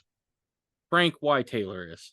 Frank Y. Taylor invented and stamped and systematized and basically made the church do what is called now family home evenings. Wow. That was a program started in his stake, and he is a post-manifesto polygamist. Nice. Yep. Nice. It's one of those spike in the football moves right there for fundamental. Right. And so you have an interesting thing with the structure of the church that we're going to see come into play here, where technically speaking, members of the Quorum of the 12 have they have no jurisdiction in stakes unless they're sent by the first presidency on a special assignment. And this was a genius power move by Joseph F. Smith, I think, to stack Granite Stake with authorities that were they were put under covenant, the same as Joseph Musser was. Because Frank Y. Taylor was a post-manifesto polygamist and was the stake president, and his second counselor was John M. Cannon, son of George Q. Cannon, who was also a post-manifesto polygamist, right? Yeah. Frank Y. Taylor ended up in possession of the original copy of the 1886 Revelation and holding on to it until he turned it into church archives, where Joseph Fielding Smith got his hands on it and reviewed it and authenticated it, right? Right. And then they lied about it, right? And they said it wasn't in the archives. But Frank Y. Taylor was given the original copy with John Taylor's handwriting, while John W. Taylor made several copies in his own handwriting, and those were the first ones that were distributed, right? So I thought that was fun. On September 20th, 1901, President Frank Y. Taylor prophesied to Joseph Musser that he would be a leader in Israel. In 1902, Joseph Musser was attending a circle prayer quorum in the Salt Lake Temple, presided over by President Anthony H. Lund. For those who don't know, President Anthony H. Lund was in the first presidency of the church. So I want to know, what is young Joseph Musser at the age of 30 years old doing in a circle quorum meeting with a member of the first presidency? Seems a little odd and out of place, doesn't it? Doesn't it? Yeah. At the meeting, Joseph Musser's there. John M. Cannon from his stake presidency is there. George M. Cannon and James Hendry and others who had been selected to keep alive the principle of plural marriage sought an interview with President Lund for advice regarding administering ordinances for their children, not recognized by the church. Because, right, now they're raising families that are hush-hush, and I can't acknowledge these families, the children of these women publicly in church, right? Can't do it. So what do we do? What do we do with their ordinances? What do we do when they turn 8? Right? Right. So the church, so at least certain leaders of the church are making provisions for that now. Well, from Joseph Musser's writing, all of those men were in a quorum meeting with Anthony H. Lund, seeking advice on a post-manifesto situation. and not only that they were just so happening to be living in that condition, but that they had been selected. These are men that had been selected, according to Joseph Musser. That's John M. Cannon, George M. Cannon, and James Hendry. I don't know who James Hendry is. I kind of want to know who he is now, but them and others were commissioned and selected to keep the plural marriage alive. And they're asking President Lund for advice, and he says, "Brethren, you hold the priesthood and stand at the head of your families. As your children are born, you should give them a father's blessing and a name. When they reach the proper age for baptism, you should baptize them and confirm them members of the church and confer the Holy Ghost in the usual manner. Be sure and keep the record, and when the church will receive it, hand it in." Holy cow.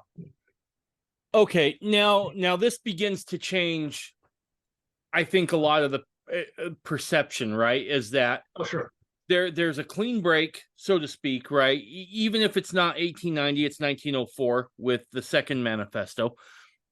However, what we see now is that we see almost a program, if you will, being established by somebody in the first presidency of the LDS Church to say, look, this is what you need to do, right? Yeah. And I think it lends itself to what you were saying. I don't think anybody saw the manifesto in those days lasting terribly long, right? I think they saw this idea of coming back together at some point to say, you know what, give us your records. They're good. Let's get everything organized.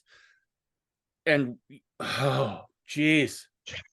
No, and I would like to say to any fundamentalist listening, keep your damn records, because if you're not doing, like, the scriptures tell you out of the books that we have, what's recorded on earth will be recorded in heaven, and those things are joined with the sealing powers. And so, like, I have a lot of anxiety over record keeping, in my own family and with other people who are doing a righteous thing, but are, just be careful and, and maybe this is where that I certainly fell victim to. I shouldn't say victim, but certainly felt like it was one of those things that was commonly known when they said, "Oh, plural marriage will totally be lived again within the LDS Church," right? Maybe it's this sort of thing where that is given life, given breath, right? Is sure. Just keep your records. It's cool. We'll be back in the church in no time. Sure. Yeah. Well, the sad thing is, though, and I had this as an anecdote, there's a talk I have in my possession from Joseph Musser's son, Guy Musser, that was given by him in 1950. And he's relating this story, by the way, in his talk, that, with Anthony H. Lund there. And he says that some of these men's children at that time are now dead, and the time still hasn't come when the church would have accepted their records. So these instructions being given in 1902, right? And then by 1950, some of these children are already dead. Yeah. It's tough.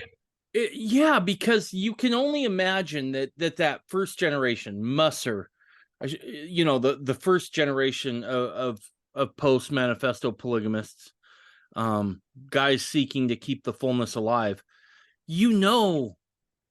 at least I would have anyway, but I'm not as good as any of those guys. But I could only imagine that I could just hear the conversations at night between him and their spouses. This will pass. This will pass. At some point, they're going to welcome us back in with open arms, and it never comes. Sure. No,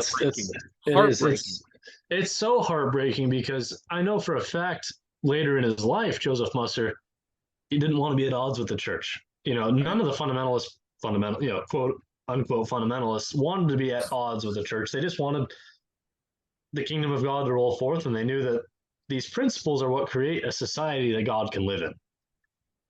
I'm going to say something else here, and I'm not going to speak for everybody, but I think maybe a bulk of fundamentalists certainly feel this way.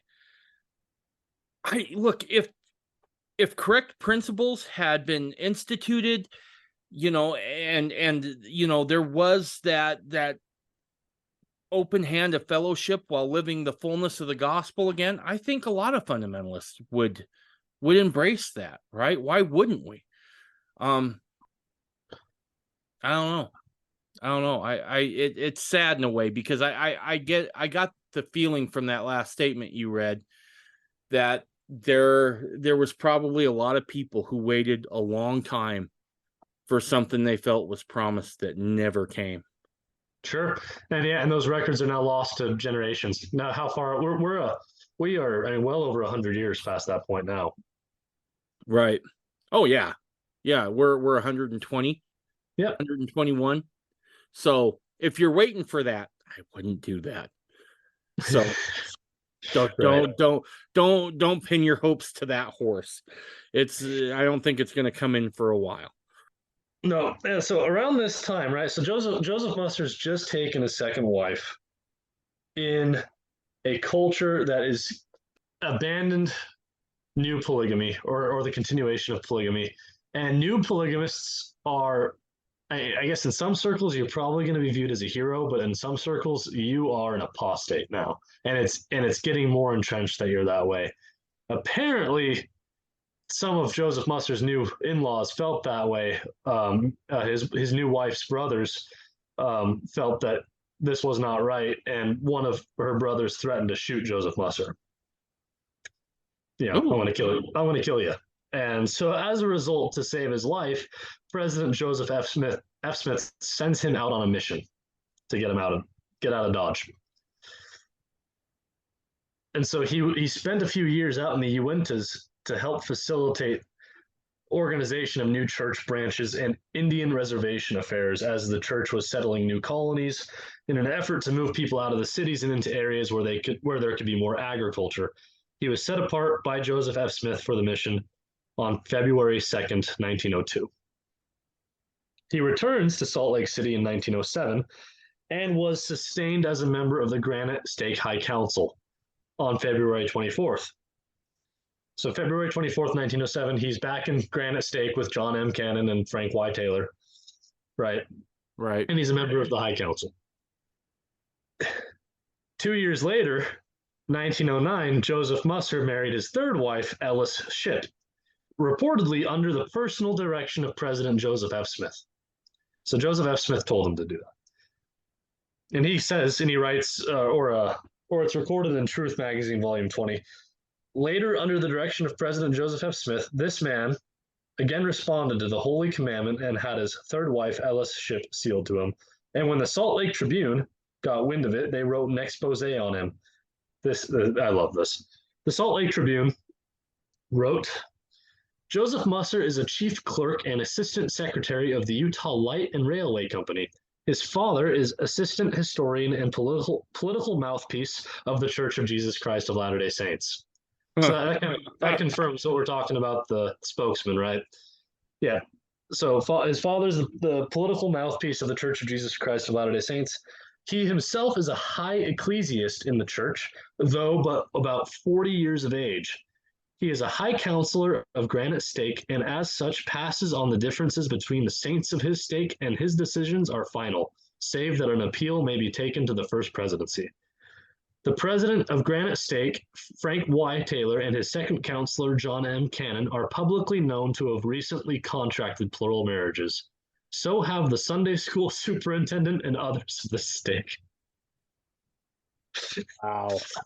In fact, Granite Stake is the hotbed of new polygamy, and Forestdale, which is a part of the stake, is oftentimes spoken of as Polygamyville, inasmuch as it is a refuge of those who are violating the laws by living their religion.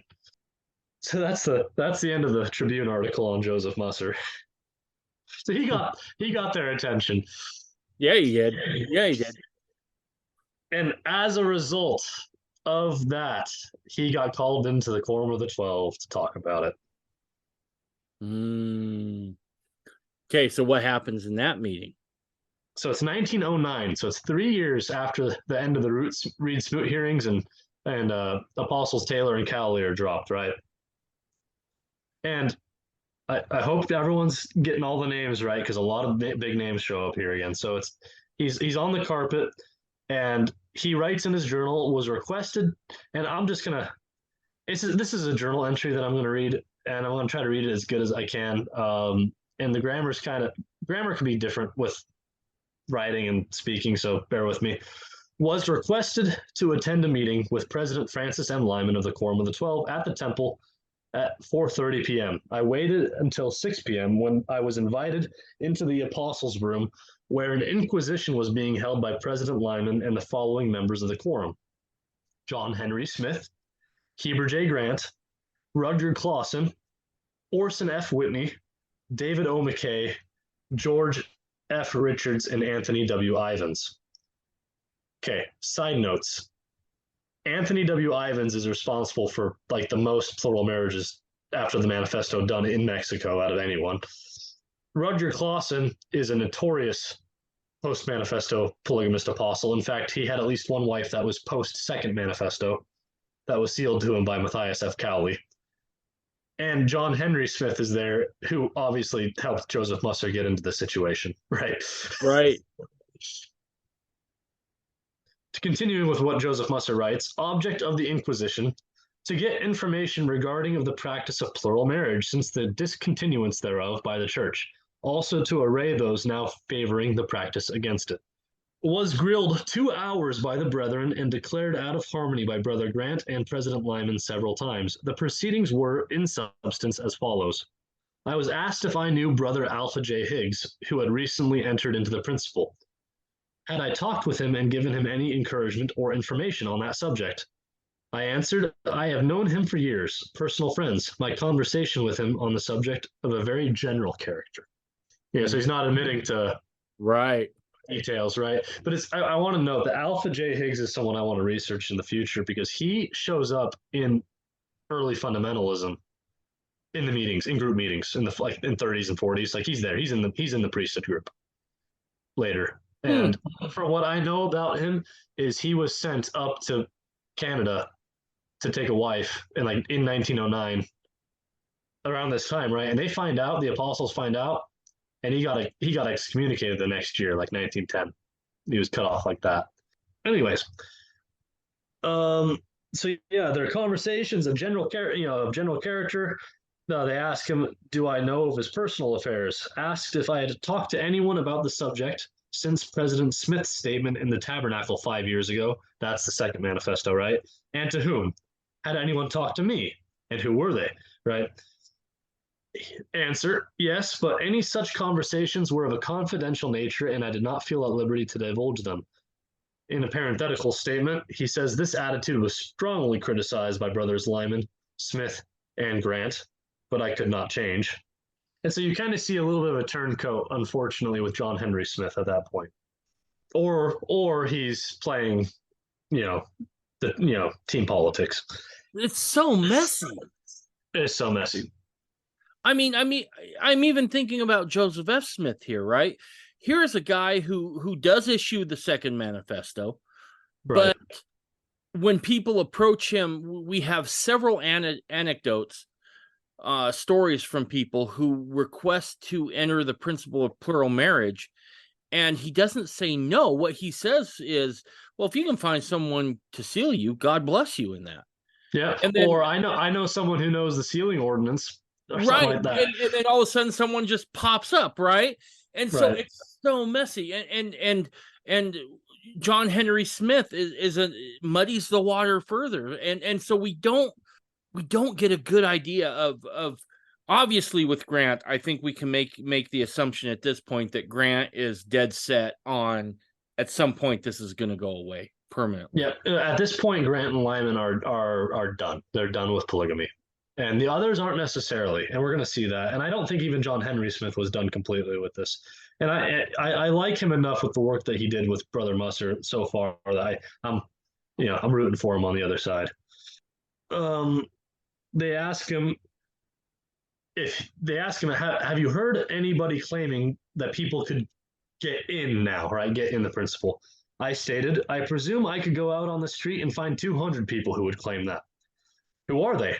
Well, the saints generally. Why should they claim it? And I love Joseph's response here. because it is generally understood that many were permitted to get in since the Woodruff Manifesto, and that being true, the people think the opportunity is still open.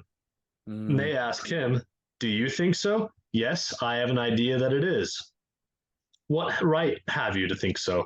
The same as I have expressed. So he's getting a little spicy here, it sounds like. He's starting to clap back a little bit. What blows my mind, and I'm going to spoil it for the readers, is he doesn't get excommunicated for another 12 years. Ooh. I find it interesting that they drug him in to talk about somebody else, not himself.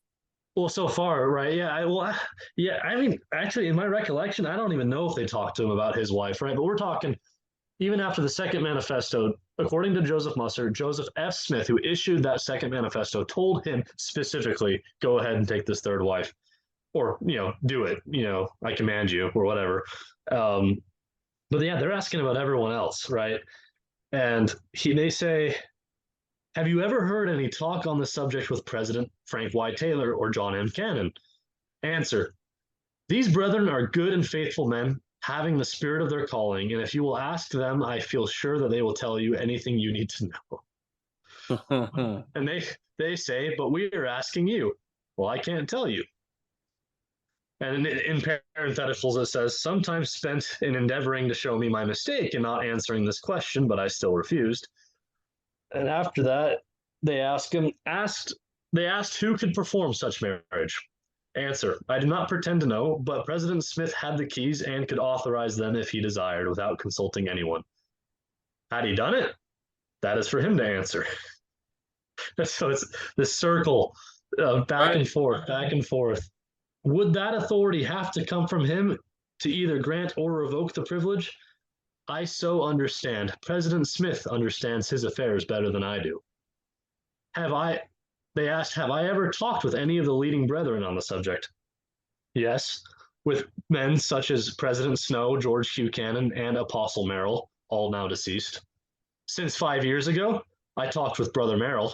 How many times? I had 2 conversations with him. What is the nature of them? I cannot tell. And so, for the reader's sake, we'll take a break there. Mariner Wood Merrill is another very famous post-manifesto polygamist apostle. And I don't know if he took any wives himself, but he administered in a lot of plural sealings. And guess where? Do you want to know where? No. He was president of the Logan Temple. Oh. And so he did a lot of sealings in the Logan Temple. Jeez. So at this point, though, unfortunately, Brother Mariner Merrill is dead. Then they ask him a personal question. Have you taken additional blessings during the past 5 years? I cannot answer. And then in parentheticals, it says chorus of voices. That shows that he has. No, hang tight. I find that statement to be very interesting. Have you taken any additional blessings? Right. Not have you entered into this dirty, filthy practice. Have you? Right. Wow. We could do an episode just on this line of questioning. Holy cow. Dude, we could have. We absolutely could have. Holy cow. Because I'm trying. Who asked the question? Does it say? It doesn't say who. The likelihood is that it's probably Francis Lyman or President Grant, but I don't know that for sure. Or he's not president yet, Apostle Grant. Which makes me wonder why they worded it that way, knowing who they are. Well, it could have just been nomenclature that was in common use at that time, or prior to that time too, right? Because it was considered a blessing to enter into the principle, or to what I always like to say about when people ask why is they call the new and everlasting covenant, right? It's because each time you enter into it, it's renewing and it's everlasting, right? It's new every single time you enter into the covenant of marriage, right? And so, yeah, it just ties together that yes, this is a refreshing of additional blessings, right? And so I could see why they'd refer to it that way. But apparently it upset a lot of people, saying that, he's being evasive with his answers, right? Which show obviously he's taken more wives slash blessings, you know. And this one looks like it's from Brother Lyman. And he says, now, Brother Musser, and here's the pitch, right? Brother Musser, we want you hereafter to join with us in putting this thing down. If anybody comes to you for information or encouragement, tell them it can't be done, that it is wrong to desire, and that no attentions whatever should be bestowed upon the sisters with this in view. Wow. So they offered come to the dark side, right?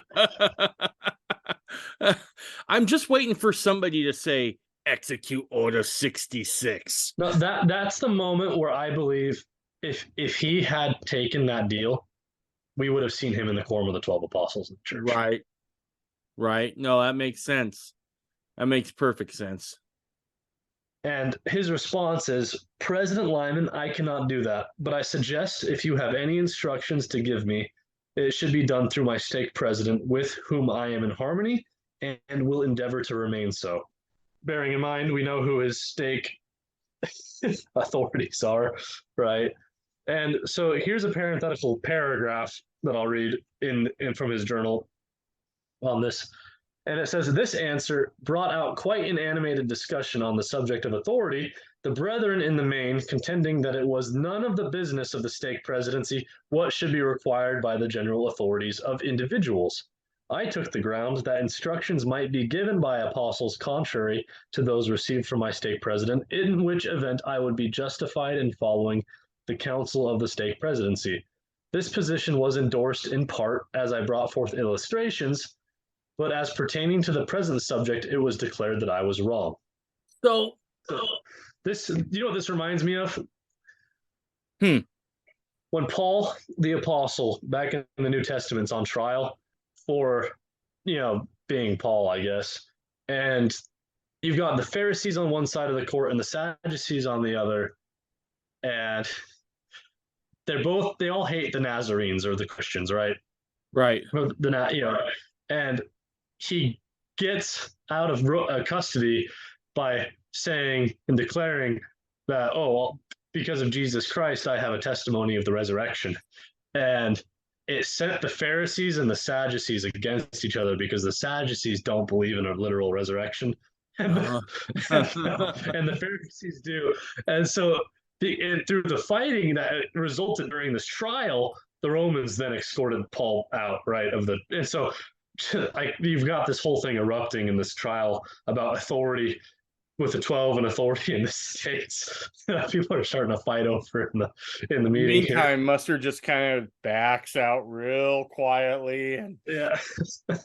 Well, he can't get away just yet. And they ask him, well, suppose that President Taylor or a bishop is out of harmony.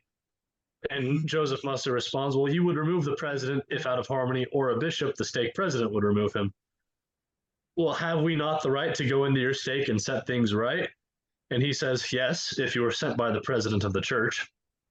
And he says that this position was sustained. But that's like such an interesting tangent that they completely went off a tangent on grilling him.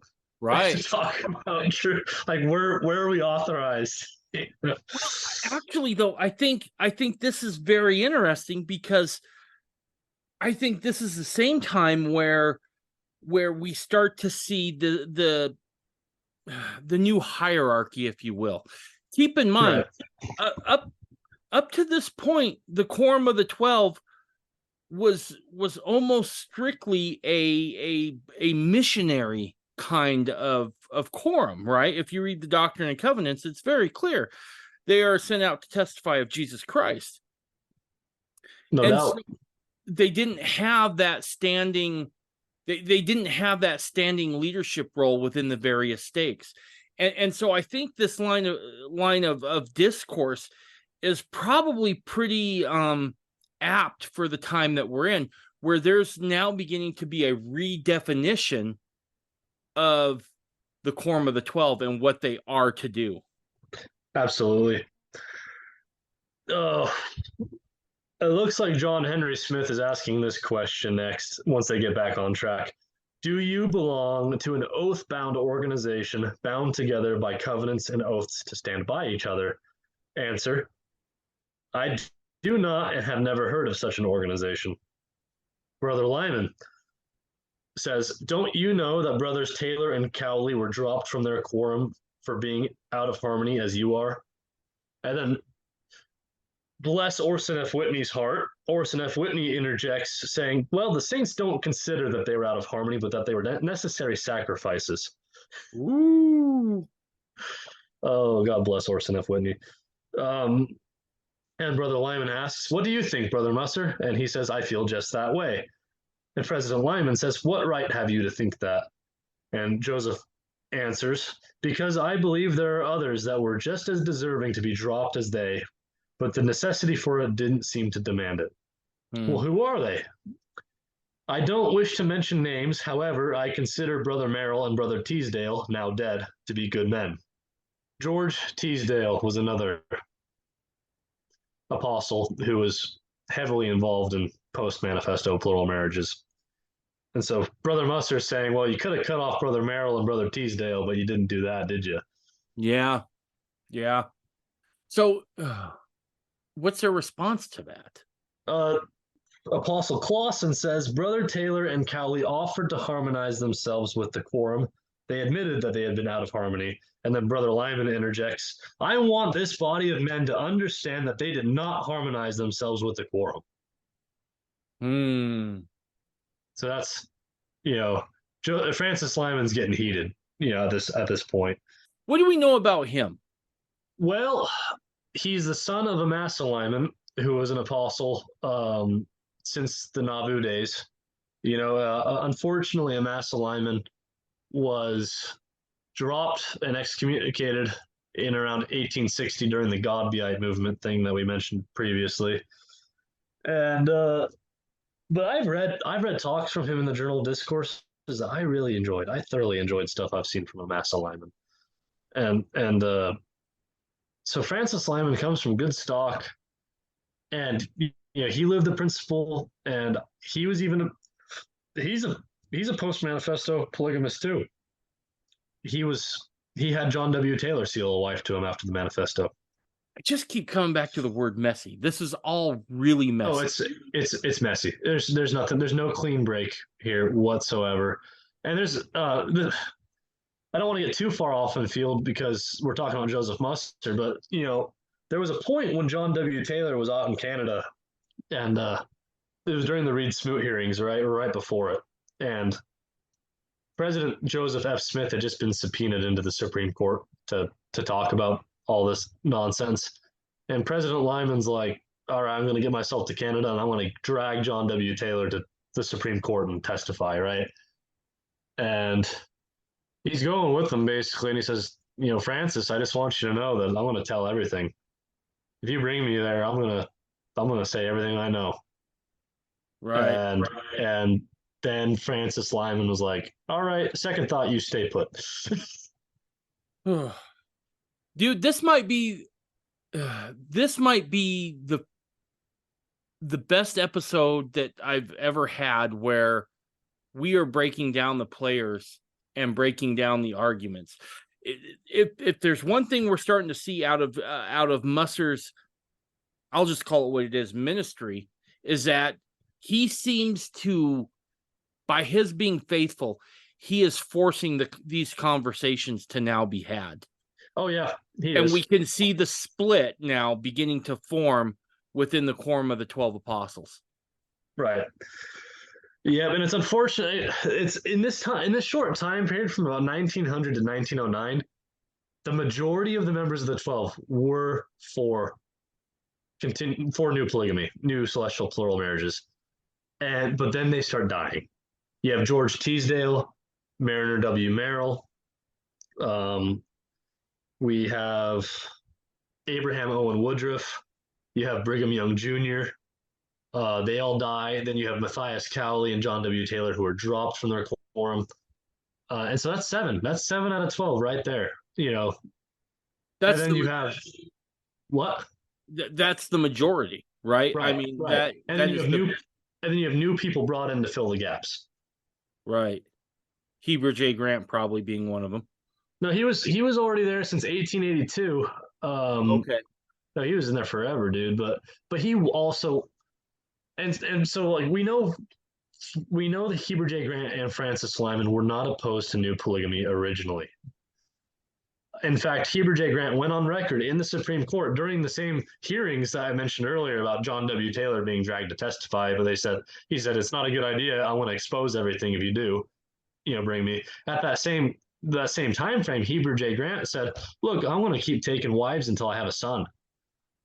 Wow. Holy cow. Because he was only getting girls, or if he did have boys, they died prematurely, I guess. I don't know. Whew.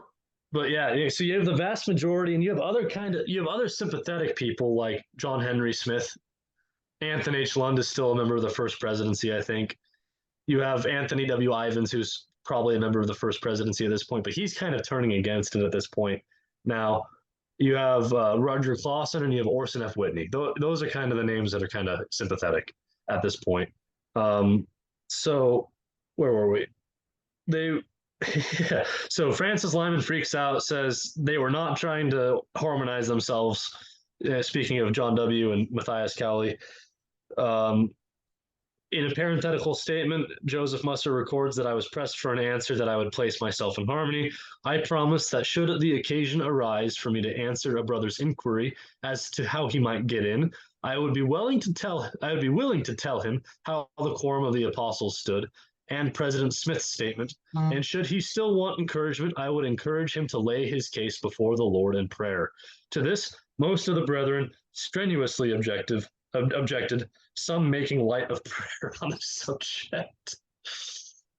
Oh. And then Brother Grant asks, why should I advise them to pray? And Joseph Musser's answer is, because I prayed about it and I got an answer. Oh. Yeah, he's laying it down. Well, and also I think this shows where Grant is, right? If he's saying, sure, you don't need to pray about this. This is a foregone conclusion. You don't. What are you praying about? Right. Oh, it's tough. It's tough. There's one redeeming story that I know of with President Grant is he allowed Byron Harvey Allred Jr. to have his second marriage ratified in the Cardston, Alberta temple in 1923. And so we're talking about these new polygamy deals, right, where they can't acknowledge their family publicly in church or whatever, and the records aren't in the church. But in 1923, after the temple in Canada was dedicated, President Grant allowed that to be a matter of record, supposedly, in right, for Rule and Allred's dad, and it was the marriage to his mom, right? So they put more pressure on him to get in harmony. His final answer says, "I cannot promise what my future course might be in case new light came to me on the subject." Brother Lyman said a number of times, he answers just like the other brethren who are in the same position, while those who are not are ready in a moment to be in harmony, or one would think that these brethren had rehearsed their pieces. So he's accusing all these new polygamists of getting together and rehearsing their defense. The word inquisition is very, very appropriate, right? And that's his word for it. It's very, very fitting. The whole line of questioning is very, very thing. And the more I keep hearing you read Francis Lyman, the more I'm beginning to really dislike him. Oh, just wait. We're going to get past him in a bit, but there's still a little bit more. Brother Ivins, that's Anthony W. Ivins, contended that it was a sin to break the laws of the land, while it was not wrong to practice polygamy formally before the law against it had been pronounced constitutional. But I was sustained in the statement that marriages took place in our church by authority and were approved after the law and had finally been passed as constitutional. That being the case, the morality of the thing was no different now than formerly. I said, meaning Joseph Musser, I may be a lawbreaker, but so is President Smith. Brother Ivan says, no, he isn't. And Joseph Musser responds, thank the Lord he isn't. And then Brother Rudger Clausen interjects, saying that President Smith escaped imprisonment for unlawful cohabitation by the skin of his teeth, but he was adjudged guilty and fined. So he was guilty. Yeah. Brother Clausen asks Brother Ivans, and so they get into a side debate, right? The apostles, because now they're contending. Because, all right, and so we have to know that Rudger Clausen is a post-second manifesto plural polygamist at this point. And so he's now asking Brother Ivans, well, do you consider it more wicked to practice the principle after the Edmunds-Tucker Act than it was after the Poland Act, which was passed previously? Because Anthony Ivans is now taking an absolutely ridiculous stance that, we need to follow the laws of the land, when it was never legal in Mexico or Canada. It just wasn't really criminalized either. And Anthony Ivans answers, yes, I do. Meaning I do think it's a sin and wicked. His position was criticized by the brethren. So he's getting the brethren to turn.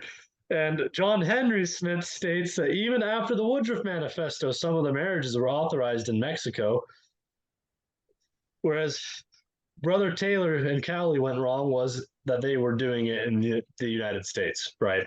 Which is that's a cover, because Cowley and Taylor did marriages in Mexico and Canada too. He said that he had obtained the consent of a woman to marry him and had the matter all fixed. But since the manifesto, upon the advice of the president of the church, he broke off the engagement. That's sad. That's John Henry Smith saying that he was engaged to a woman to be married and he was advised to break it off. That sucks. Does he say by who? Says by the president of the church, which at this point would have been Lorenzo Snow or Joseph F. Smith, depending, or even Wilford Woodruff, depending on when. I don't know at what point we're talking about there. So is there any chance that maybe they didn't want John Henry Smith engaging in any more plural marriages, that maybe it's specific to him and not to Musser or anything like that? Or it's even, look, there's too many eyes on you as a member of our quorum and being so high up in the church that we don't really want the political fallout. Let's say you've taken, I don't know how many wives John Henry Smith had, right? So it's like, maybe he had a good amount, and it's like, you're living your part, right? You're doing your part to fulfill the law of God, right? And so we're trying to help other people do it who haven't, right? And so but to not bring attention on the church, we're gonna ask that you don't do this kind of thing. I could see that. It's and that's the other part of that. That's the other part that's so hard about this time period within the church is we don't get a real good idea about intent, right? What was the intent there? Was that church-wide? Was that individual? Was it based on how high up you were in the church and, the heat you could bring? I wish we could be a fly on the wall for some of these conversations. We're going to get some of that now to answer one of those questions down the line. I'll skip a bit. And they're asking, okay, they're still in this debate, what justifies these things now, because Anthony Ivans started this dumb thing about it's fine because it was legal, it wasn't unconstitutional, or it wasn't deemed constitutional before, but now it is, right? And all this. Mm-hmm. And they're debating, okay, well, this was done. And openly, they're saying, yes, these things were done with approval after the manifesto. And one of them answers, yes, but the conditions are different then than they are now. And one of the brethren says, it was not meant for the church then. And brother John Henry Smith says, it was never meant for the church, but it was an individual matter. It was an individual matter. So that reflects his feelings about that. And Joseph Musser says, I contended that if the practice was right for the early days under the statement of Joseph Smith, it could be right and proper now. Throughout the investigation, I was treated with a kindly spirit by the brethren generally, Brother Grant being an exception. He appeared impatient, maintained I was out of harmony, and there was no use losing time with me. Brother Ivans was somewhat impulsive. Brothers Clausen, McKay, and Whitney appeared generous, considerate, and consistent. My own feelings are these: that the investigation along the lines it is being carried out is unwarranted, that the quorum is not united, and that such actions as these will tend to lose them their influence among the saints. Brother Grant said that they were going to cut off Brother Alpha J. Higgs from the church, and his tone and manner were vindictive. My impression were that the brethren are not actuated by the proper spirit. Brother Lyman said, if you had come to me for counsel, I would have given you good advice. My answer was that I did go to good men, whose advice I followed. Wow. So I want to make sure I'm understanding this correctly. Musser calls Heber J. Grant vindictive. Yes, that's the word he used. What does he got to be angry about or seeking vengeance for? Well, I know he was trying to marry Fannie Woolley at one point, and Fannie Woolley is Lauren C. Woolley's aunt, and she turned him down and married someone else. Oh. So there's bad blood between Grant and the Woolley family, by the way. Okay, all right. Yeah, that's a whole other. That could be a whole other podcast episode. But I don't know. It looks, that's one reason I could see for him being vindictive. But Woolley's not even really on the scene at the moment yet, and we're really not going to talk about him a whole lot in this. To stay on topic, anyways. Anyway, that's what I got for that. That's the end of that interview, or Inquisition. All right, Michael, this has been fascinating. You have done your homework, but I want to stop right here because we're about 2 hours and 15 minutes in, and we haven't even really got to the teachings of Musser yet. So let's go ahead. Let's take a pause here. Let's come back next week. Let's finish up his history, go into his teachings, and then kind of wrap this whole thing up if you're good with that. All right, bye, everybody.